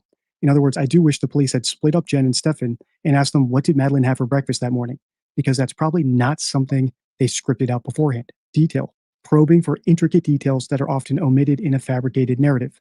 In this case, it would be a very specific detail like, what was she wearing? And they tend to mess that up. Third, reversal, requesting the subject to recount their story in reverse chronological order. And fourth, speed, demanding quick responses and imposing penalties for hesitation. Want to see me analyze another story I think is scripted? We do want to see that, and I'd love to see the Sherry Papini one. I saw that on your radar. You guys, it is worth getting a deck, whether you buy it on your phone. I particularly like the deck of cards here. A lot of times you'll see me use these when I analyze cases when I'm doing the same day as like a Chris Watts, and we're playing Deception Detective video. So the deck is great, even if you're not analyzing videos, just for yourself or on your phone. I don't get paid for this. I'm just, I really like it and it's helpful. So check out DD. Great. Click the video on your screen now. If you want to continue the series, let's get this video to 50,000 views. You can also become a channel member and vote on who we analyze next. Until next time, stay true. Stay true to Deception Detective, the Crime Crew, Watts the Obsession, Rod, Oblivious Benson, all of us. As Oblivious Benson likes to call us, the cult, because we stick together like glue. All right, I got another video for you. We're doing the back-to-back, and we're doing the power of observation, Jenn's hidden body language. Now, this one just came out It came out 10 days ago. They reclipped this. They still didn't get the fact right. I know a lot of you guys are going to say this about it. You're going to say it's not a bird. It's not an animal. It's animal feeder. But they just clipped this out. I want you to see body language versus statement analysis with the behavior panel. So again, they just put this out, not a super long one. It's about 15 minutes, and I have a couple things to wrap up the show with. I still have more information. I still have the memorial site pics I didn't get to show you, and I still have some questions to ask you, like, why would Stephan Stearns call his dad if he wasn't around and Stephan Stearns spoke bad about his parents? Was his dad there to aid him in something? Were they plotting on something? Or what was going on? What does his dad know? All right. There are a lot of questions that I have about this. Jenn was on the trampoline during the interview. She's doing this. All right, let's listen.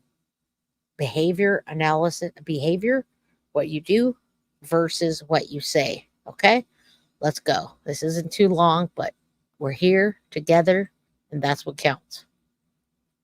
All right. Totally different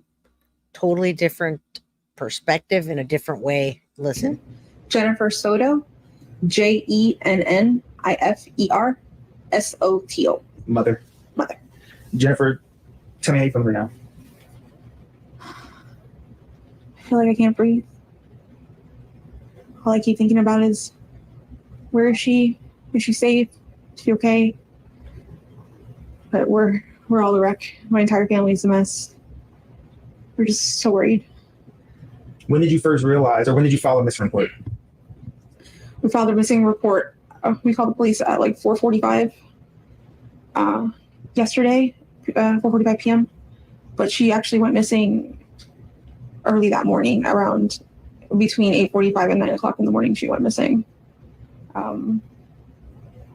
We had dropped her off close to the school. She wanted to walk the rest of the way. Sorry. Again, I couldn't do that. I don't know what psychotic medication she was on. I can't say. Her eyes were very wide open. She didn't look high like some of the other videos. She looked a little bit higher. But this one, she actually smiles in, which is not, if we were to compare a mother that's grieving in a way, my child's missing. Okay. That's not what you're going to get, is a smirk or a smile. She thought that they were going to do a take 2 on this, which didn't happen.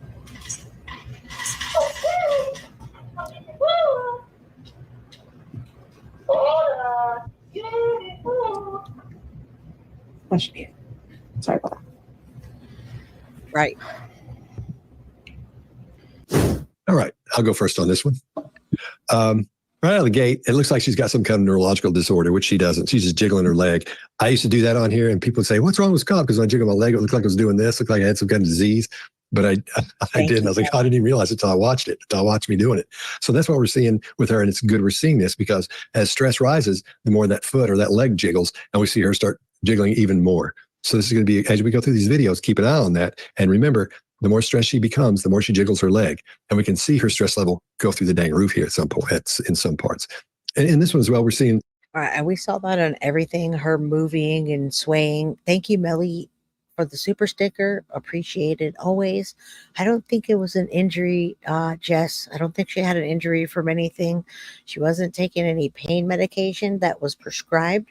I think she was really just high anxiety for herself and Stephan Stearns, and that's why they keep telling that freaking story.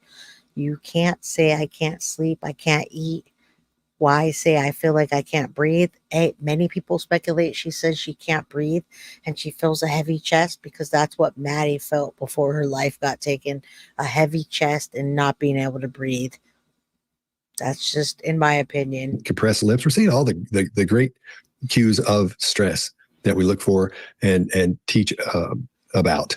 And this is a great example of that. Now, when they start calling the dog and she stops and starts smiling, this tells us so much because not only are we seeing things that we know cause stress, we're not seeing a couple of things. We're not seeing tears.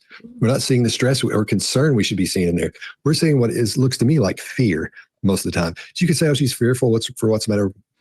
All right. Before I ever even saw this, that was my look that I thought she had was fear. I called CM. I asked CM, does that look like she's scared and she's afraid because Maddie's missing and she might not come home?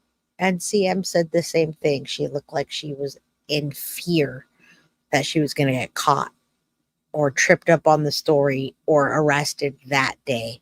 She was definitely not, in my opinion, in fear for Maddie. So I'm glad that they said that. I feel like I can't breathe as leakage as well. I've said that all along. What's wrong with her daughter? Where is she? Is she going to be okay? All that.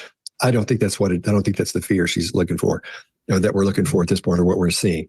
So when they finally finish calling the dog and things start quietening down, she quits smiling. She automatically goes. She resets and gets back into that fake sadness she's got on her face. She doesn't even know how to do that. And then when the question starts again, that leg jiggling starts, and she starts jumping around again.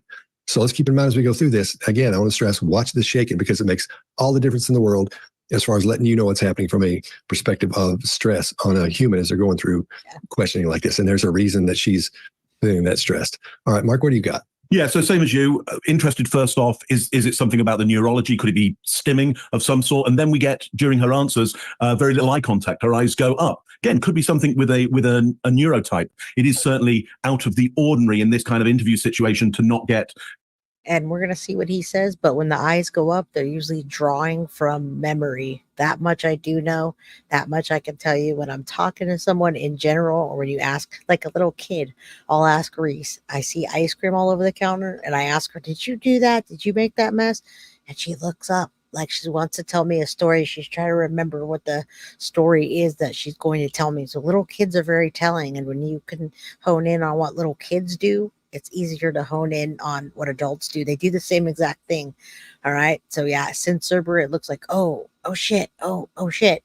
Like she's afraid she's going to be caught. And they could have said, give me your phone right then and there. And they didn't. So we don't know what she hid. But I want you to know it takes time. If Jenn Soto does not get arrested for something at all, then I'm still never going to be okay with her handing Maddie over to Stephan Stearns and letting him sleep with her in another room, doing the things he's done. I'm never going to ever be okay with that. I just want you to know that for the rest of my life, I'm not okay with it. So if she doesn't get arrested, I'm not okay with it. If it's a Kayla Montgomery, I'm not okay with it. This case is going to forever haunt me. And I didn't bring myself to this case. It was brought to me. So there you go. I can't let it go now. All right. Look scared. Direct contact, eye contact with the interviewer. So why do the eyes disappear up at this point? Again? Could be neurotype, but let's see. The shaking is interesting because, as you're saying, Scott, when the dog is called, everything stops. Just everything disappears. So that makes me think, to your point, this should go up even further under stress. Around the dog, everything goes. The voice change. We heard her voice at the start, giving her name and the letters involved with her name and how clear and strong the voice is. When she starts into the interview, that all disappears. So that's really interesting. It makes me think that all of this could be some kind of effect that's being done on purpose. I mean, I don't know for sure at this point, first video in, but it does make me wonder, how are you able to be in this heightened emotional situation and then it stop immediately? Interesting. Oh, by the way, she says we had dropped her off. We had dropped her off. Let's see what happens to that. Greg, what do you got on this one? First guy's a parrot. That's a parrot talking in the background. It's going saying whatever it's heard over and over and over. The reason she knows how long it's going to last is birds are creatures of habit and they do the same thing over and over and over. So she's waiting for the parrot to finish. Is the reason. I thought it was one of them calling the dog. No, it's a parrot. I wish someone would message them and tell them it's not a parrot, but we still love their opinion. Everybody's going to say that in chat. It wasn't a parrot. Or wasn't a parrot. Jen wasn't a parrot. Yeah, Millie, you're right. If she doesn't get arrested, this is sad. Florida fails their children like Casey Anthony. And at the end of this, I'll show the Justice for Maddie page with all of the children that have been failed by the Florida system. To this day, I still watch Casey Anthony content, and I still believe that she had a bigger part in it than she says. I'm never going to forget that. But am I on here blasting her every day? No. But will I ever forgive her? No. And most people don't. Okay, back to Jenn Soto. It's not a parrot. Food. Where did you hear about that? How do you know that? I just know. I know birds. I've been around birds. I had parrots around my house when I was younger. My ex-wife had a pet shop and all that kind of stuff, so I'm accustomed to them. And they're repetitious in what they do. So you get to the point where you can predict what they're going to do. That's my best guess, is it's a parrot in the background, and that's what's happening. So let's talk for a minute about grief, because a lot of people are going to say grief. Scott, I posted over in the chat a picture of her face in a still at 39 seconds. If that's not terror, I don't know what is. And it is not what I expect in this situation. I know people are going to say grief does weird things. Grief does do weird things. It slows your cadence typically. And the reason it slows your cadence is because your brain is running on two channels. It's running on trying to answer the question you're dealing with and thinking about what's going on. So if they know something we don't, if she had a parrot, I don't think that was a parrot. It could have been. If anybody knows, let me know if you think that's a parrot. I thought it was a feeder thing that Stephan Stearns programmed, but let me know. Malibu Surfer, what's up? Always good to see you. All right, let's keep going. We're looking at statement analysis versus body language in this case. On occasion, grief will drive you to speed. It will drive you to agitated. When it does, it's for one reason. It's help. It's not protection of self. I see agitation and single focus at protection and answering the right question.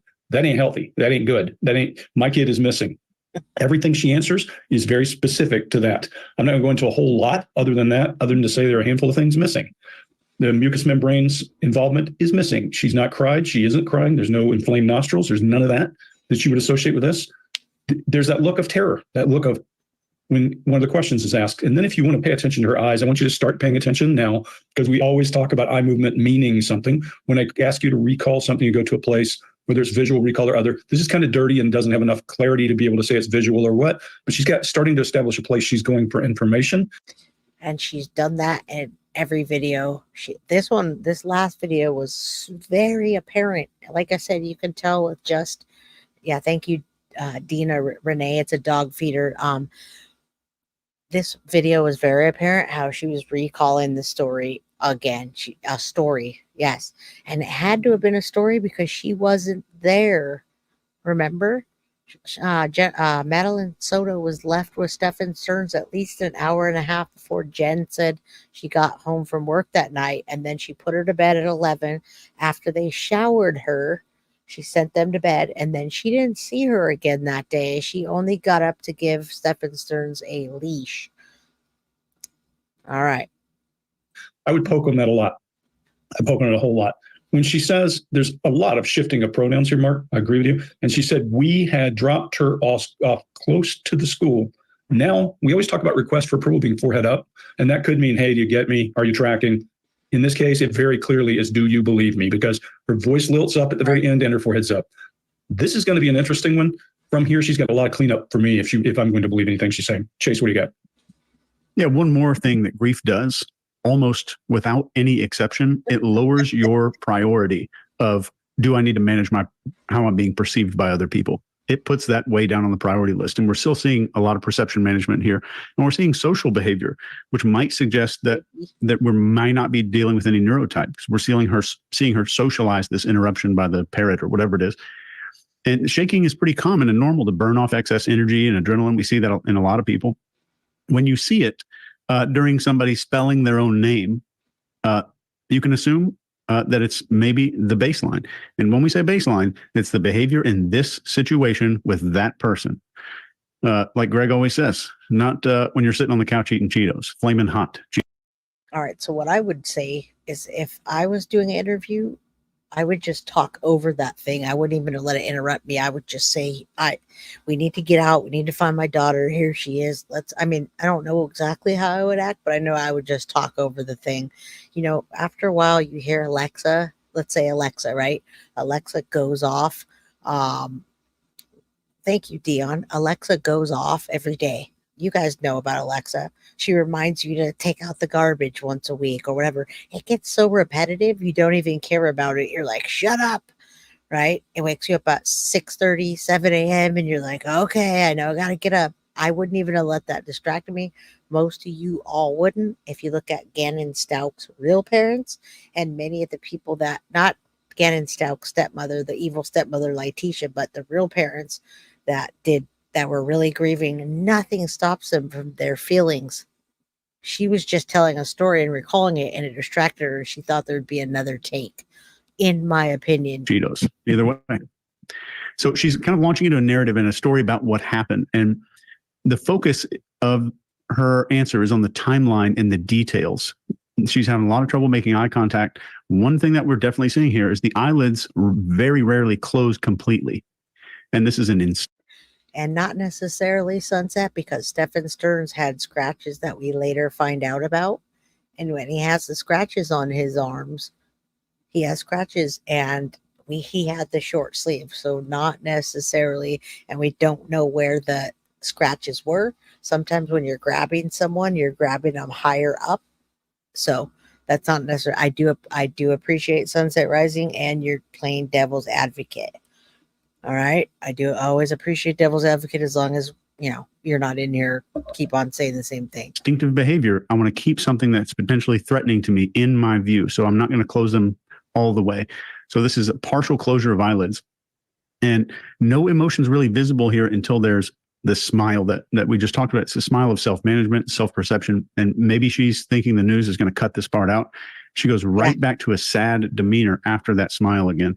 And there's no mention of the daughter's name here, which is very unusual for innocent people. This is what bothers me. Good.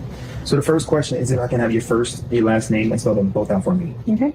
Jennifer Soto, JENNIFER SOTO. Mother. Jennifer, tell me how you feeling right now. Damn, that's I crazy. can't breathe.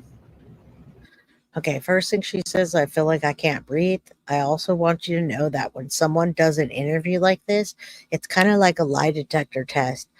They don't really want to know your name and for you to spell it out. They're trying to gauge what you're going through, if you're able to even spell your name, or just like, hey, what are you talking about? I'm trying to get Madeline's name out there. Whatever it may be. They're not really wanting you to spell it, is what I'm saying. Lie detectors, they ask you stupid questions like spell your name, or they ask you a dumb question to say yes or no to gauge if you're lying and how you go about it. So they were already looking at them to see if there was anything suspicious, and sure enough, there was, and they did turn that in. They did give the police a tip and said, I think these people know more than they're letting on. All I keep thinking about is, where is she? Is she safe? Is she okay? Right. But we're all a wreck. My entire family's a mess. We're just so worried. When did you first realize, or when did you file a missing report? We filed a missing report. We called the police at like 4:45 yesterday, 4:45 p.m. but she actually went missing early that morning. That's also a weird thing to say, is she went missing. She went missing early that morning. How do you know when she went missing? How do you know she didn't go to school for a little bit, or she didn't? How do you know when she went missing? Just a weird thing to say, unless you know that she actually went missing. But she did go missing early that morning because they dumped her body off that morning, folks. Just weird. Just I don't know. There's so much verbal leakage in this that if they don't find her to be involved in any of this, it's odd, and she's completely copying the story that Stephan Stearns told her. Around between 8:45 and 9 o'clock in the morning, she went missing. Thank you. We had dropped her off close to the school. She wanted to walk the rest of the way. Sorry.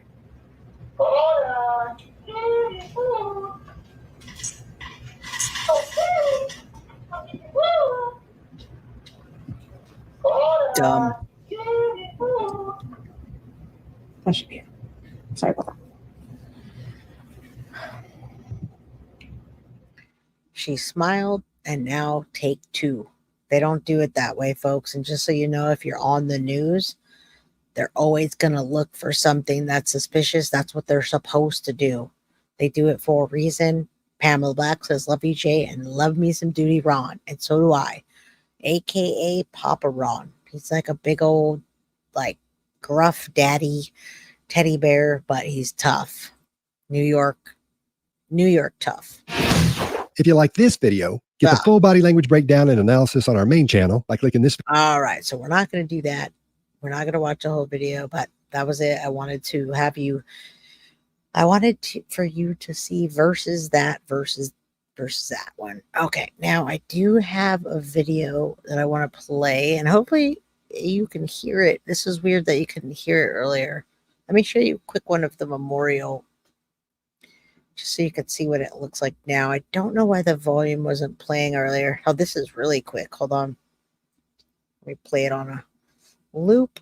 There's no real volume for it, but I just want you to see what is happening with the memorial and how they're going to change it. And then a few more things. And I know we've been here for over 2 hours, so I appreciate you all. I told you I had a really big show today, and I did. I had a huge agenda. Jay, frankly, I think the school had confirmed that Maddie had not been in school. Yeah, they did. I'm just saying that Jennifer Soto, I just made up that particular thing. How does she know she went missing that time in the morning? That means Stephan Stearns dropped her off and then bam, she was gone. It just doesn't sound right. All right. So that's all I was saying. I think I was just using an example. All right, there's the memorial. Let me hit play for a second on a loop. There's no volume. If you can't hear it, it's because there's no real volume.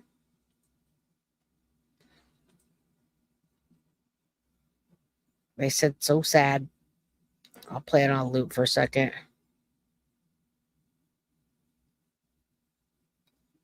No sightings of Jenn tomorrow. Side down tomorrow.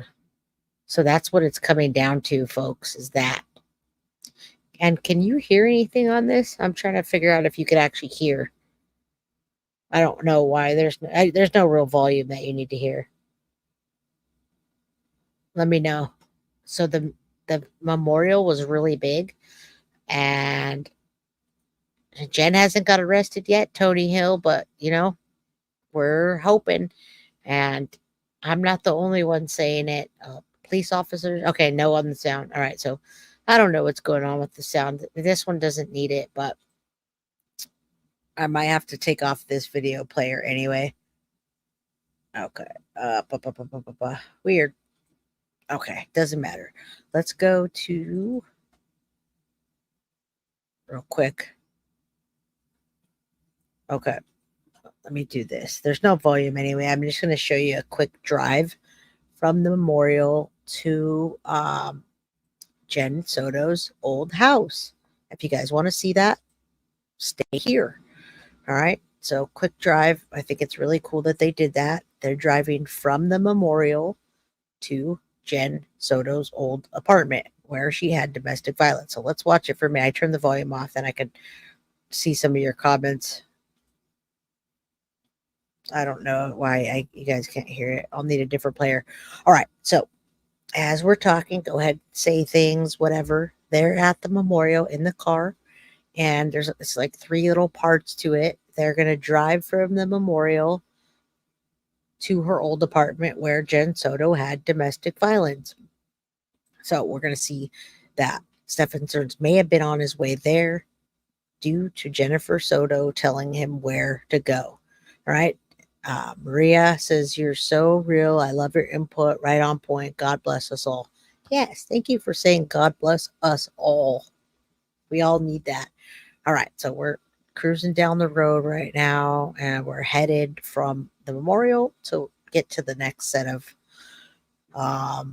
something, apartments or something. So I'm going to just play these for the ladies. As I say, you guys are all part of the community, and I do things to help with the Memorial Fund, Cash App, $MS Forever 13. We're driving now, boots on the ground style, to the next place where we're going to see an apartment. Man, this is fantastic. I only exist because you guys are here to help me exist. Otherwise, I'd be talking to myself, and I wouldn't be getting anything done. Like, I wouldn't be accomplishing anything if it wasn't for you all. And yeah, I have so many I want to do. You guys, as we're watching this drive, we can look at some of the comments, but Wade Wilson, we covered, got the death penalty. They put a petition to get him off of death row. Jocelyn Nungarai, I have updates on. The parents don't want them to have the death penalty, or the mom. So many things this week that I have to cover, but I got back after 5 days, and so I got to catch up. I will do them this week. I'll just have a late notice. And thank you, Not the Mama. Jennifer Soto raised $16,000 and some change on GoFundMe, and it was supposed to be for Maddie's funeral expenses and other expenses for Maddie, and she took it all.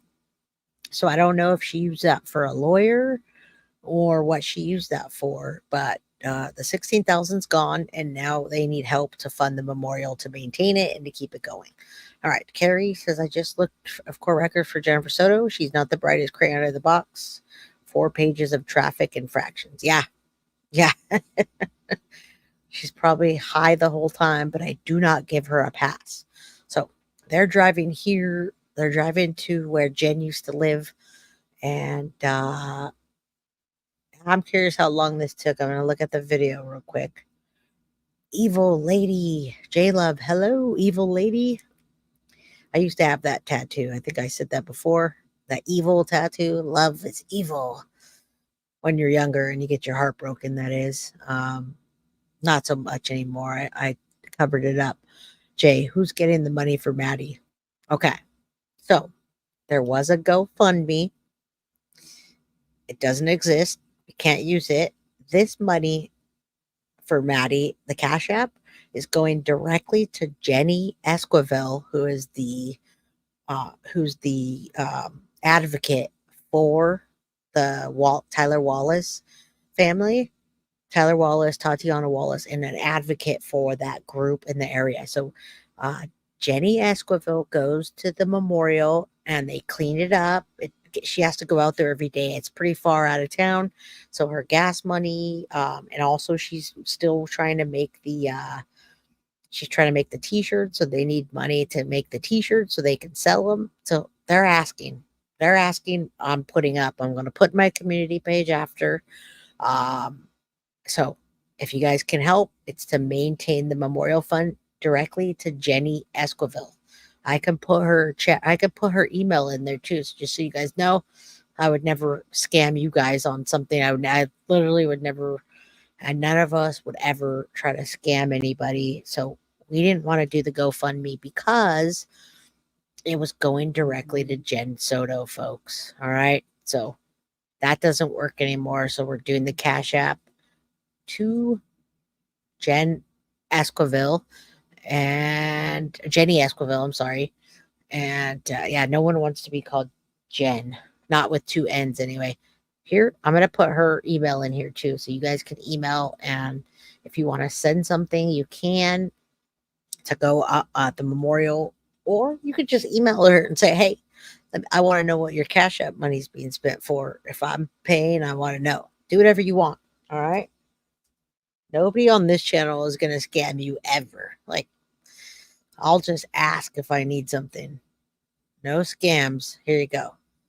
All right. If I need something, I'm just going to plain out say I need something. And yeah, JPL, her daughter was cremated. Then she took all the money. I think she might have paid for some legal fees, but she also didn't work. So I'm believing that she paid for just to live off of and to hide. Millie says it will show Millie Isaac name, but it will be going to Endeavor for Maddie. Okay, so that's done. I'm going to pull that one down, Millie. We're going to go to number 2. Let's see how long this is. It's just a drive over to there. And then I'm taking questions and talking while we're doing it. So I think it's, I try to do what you guys want me to do. Millie sent it over. And you guys are all great. And I always try to do what the crime crew wants. So if you guys want a case to cover, I've came through with covering it. Jenny asked me to do Dalton. I did Dalton. I'd like Dalton's aunt to come on, but that's neither here nor there. Okay, now from the memorial, we're getting into the houses. That's how far the drive is. All right. I don't know if we're going to watch the whole 4 minutes, but let's go a little bit further. I want you to see this. This is another 4 minutes. I'm just going to play this last part while I talk to you, and then we'll show the last one where you arrive, I assume. All right. I thought the monies had to be used for reason state. Is it? Yeah, it is illegal, Maggie. So let's add another charge to Jennifer Soto for stealing in my opinion, allegedly for stealing the GoFundMe. The GoFundMe page you can still find. That page was set up for Madeline Soto, and Jenn Soto's the one that her family set it up. They didn't use that money for anything that was tangible, that was supposed to be for her or for her funeral. They didn't use it for anything. I could probably look it up. I don't know if this is still playing. Is it still playing? Yeah. They're driving over there. You see how far out it is. All right, we're going to play the last one. I'll look it up for you. All right. I can't play all of it because for some reason they can't hear it. I might have to take this media player off and use another media player next time. I don't know. You gave me one, Bree. You told me a different one. I might have to use that different one. I can't remember it right now. I'm surprised her family hasn't spoken up. Oh, they're not going to speak up. I told you that the aunt went to the memorial site and left a note, and they're all kind of hiding out. All right, let's watch this while I look for the GoFundMe page real quick. This is them getting to Jen's old apartment, folks, where Stephan Stearns, we think, was headed to this area that Jenn knew of or he knew of. We don't know because we don't know who knew what. And we don't know who's charged. All right, go. We don't know exactly who's charged for what yet, except Stephan Stearns. GoFundMe. Madeline Soto. All right. Did they take it down?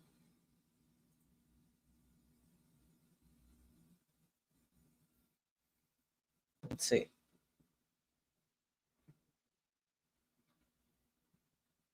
I'll show you after. There's a GoFundMe on TikTok I could show you, and I don't know what they're mad because she didn't use it for what she's supposed to. Okay, folks, we're coming up on where Jennifer Soto used to live, and the lovely ladies that always help, the advocates, took a drive to where Jenn Soto used to live. Now, that was about, we had a 4 minute, 3 minutes, 4 minutes, 7, about 8 or 9 minutes from there. So Millie, if you're in chat, let me know, are those the condos that she lived in? Is that what we're pointing at right now? Grandmother has to maintain her persona. She will keep hidden. Okay, so those were the condos that was it. That was the drive from the memorial to the condos where Jenn lived. And that's where Stephan Stearns was headed out to, we believe. And, when they find her culpable for more, I'm not going to say, oh, I told you so, but I'm telling you what's happening behind. Okay, the advocates did it, not Millie. Well, Millie, you shared it with me. Thank you. I have the GoFundMe. I have a TikTok of the GoFundMe page and what's going on. So let's play that. I know I've been talking a lot. There's where Jenn Soto used to live and where she had domestic violence charges. Okay. Thank you all for being here so long. We had a freaking amazing big show today. A lot on the agenda. All right. There's no doubt in my mind something is wrong. Oh, sorry. Something is shady behind it, and you will not convince me otherwise. First of all, Madeline Soto's grandmother, Jenn Soto's mom, has money. Her family has money. They are not hurting for money. All right, listen up, folks. Not at all. So that's very odd that they're doing a GoFundMe, considering that. Okay. So the sister organizes. She organized it in lieu of Jenn. Okay. That's how this works. Almost $17,000 was raised. Just $16,627. Okay. So something I'm going to say that I think we all pretty much know this. In cases like this, where children are unalived. All right, folks, this is telling you, pay attention. So everybody knows this is what happened to the GoFundMe, 16,000 something, 227. This, Jennifer Soto's sister sent this up. Jenn's mother is a demon. You say Jenn's mom does have money. I don't know why they did a GoFundMe. Oh, snap. Thank you, Jay. Great job. Thank you, Stella, for that. Let's listen to this. So it's about the GoFundMe. And they're wondering why the heck this happened in the first place. All right. In a tragic ways, things like these cases. There are places that will reach out pretty fast and they will offer their services for free. Okay? Yep. Because they're trying to do the right thing. Because Jocelyn they're upset about Dungray. everything that happened. So they're trying to do the right thing. But I find it really, really, really odd that they were so quick with this GoFundMe, and this was under the GoFundMe, if you read. Yep. Thank you to everyone for the overwhelming amount and support of generosity. Okay. We've reached our goal and have paused donations for this time. There was a funeral home that graciously offered to cover the cost of Maddie's funeral. However, my family and I had already made arrangements when that offer was made. On March 6th, our precious Maddie was laid to rest in a private family service. Okay. Madeline was found on March 1st. Surprise. It was a surprise, right? Because Jenn didn't know. So she went from the shock of finding her daughter on the 1st, and 4 full days, she planned a funeral and had Madeline cremated. Had almost $17,000 in cremated Madeline. Weird.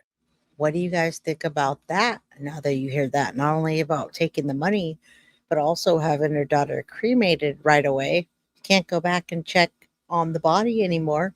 Luckily, they got toxicology, but wow, I didn't even know this. Little bit sickening, right, Anna? Wow. Okay, let's keep going so you know. It's not too long.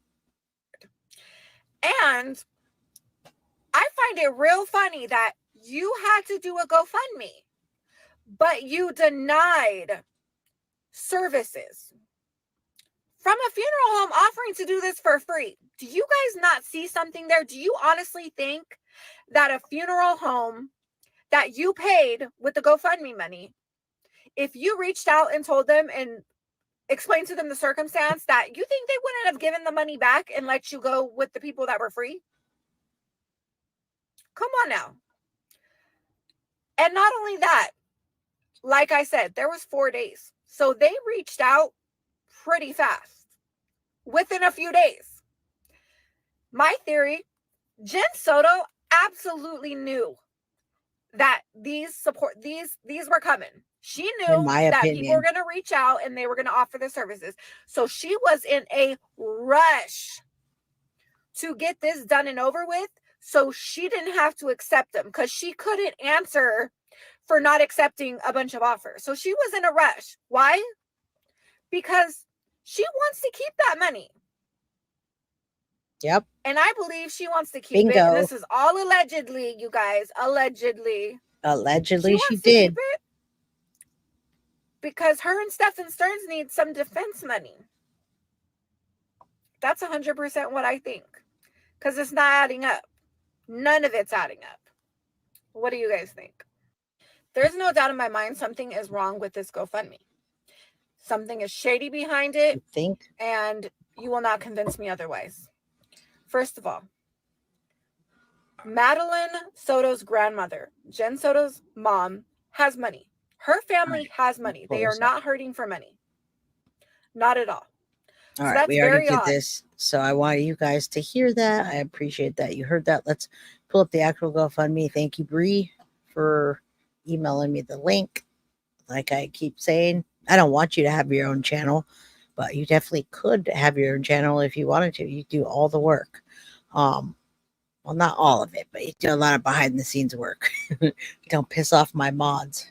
Okay, here's the GoFundMe, folks. Here's the actual Maddie Soto funeral and family expenses that we were told not to use. I immediately got onto this case. And don't forget to hit that like button, folks. If you guys are heading out, there's actually 655 people in chat. There's more than there were at the peak of when we started. So, okay, I'm going to read this to you real quick. I got the case handed to me. Somebody reached out to me and just started talking, asked me if I can represent the case, all this stuff. So it kind of got handed to me. And the first thing they said to me was never share the GoFundMe page because it's fraudulent and Jennifer Soto and the family are still in the money. Okay. So here we go. And 16 is barely, yeah, you're right. It doesn't cover an attorney, but that's not about attorneys. It's just money to live off of. So here we go. There were 16,627 raised. You can see some of the people here that raised the money, 25, 40, Leona Leo, Clive, Joanna, Daniel Acosta, Alan Davis. All right. Stephanie Soto is organizing it. So that's the sister, Stephanie Soto. Thank you, Jojo, for the gifted membership. I hope somebody gets it that really wants it. And it's a clue season. You're late, but you must catch up on this one. All right. So Stephanie Soto is the one that the sister that called 911 with Yolanda, the grandma. All right. On March 7th. Thank you to everyone for the overwhelming amount of support. We have reached the goal and deposit donations. There was a funeral home that graciously offered to cover the cost of Maddie's funeral. Well, what'd you guys do with the money? However, my family and I had already made arrangements when the offer was made. How the hell did you make arrangements already? On March 6th, our precious Maddie was laid to rest in a private service surrounded by family and friends. Again, thank you for your support. Stephanie Soto, Kissimmee, Florida. All right, there's the GoFundMe. So it does say donation protected, but this money went to Jenn Soto from what I heard. It didn't cover funeral costs. It didn't cover anything. I'm not really sure what it covered. I'm going to read it real quick. That you guys are still here. I know people are starting to drop out and you want to say bye and thanks for the membership. They say, my name's Stephanie. So the aunt made it. The Aunt of Madeline Soto, our family has been struck with the most horrible tragedy, and our sweet Maddie was taken from us. Maddie was the sweetest angel and brought so much joy to everyone around here. That's awful because Stephan Stearns said that. She was kind, loving, silly, and very funny. She had the most beautiful long blonde hair, bright blue eyes, and a radiant smile. She loved arts, crafts, and painting, video games, and all of her pets. She was growing up to be the most confident young lady. This is so sad, guys. Wow,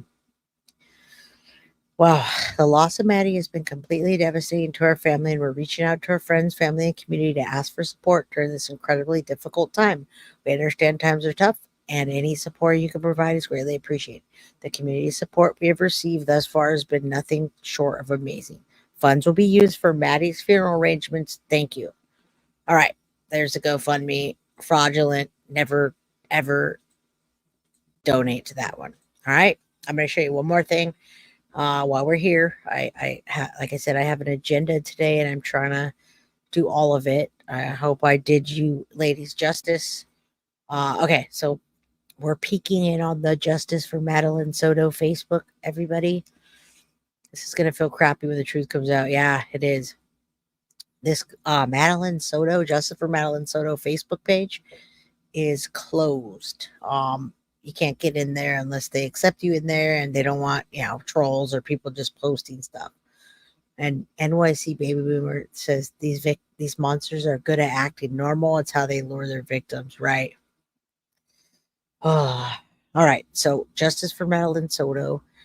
I can't read all of this, but Jenny Esquivel is the one that's doing the GoFundMe. Let me pull myself down for a second just so you could see it. Yeah, the Soto Grifter family. Thank you, MM Clark. Maddie's people ruined your whole life. Yeah, I'm glad you guys are here to see all this.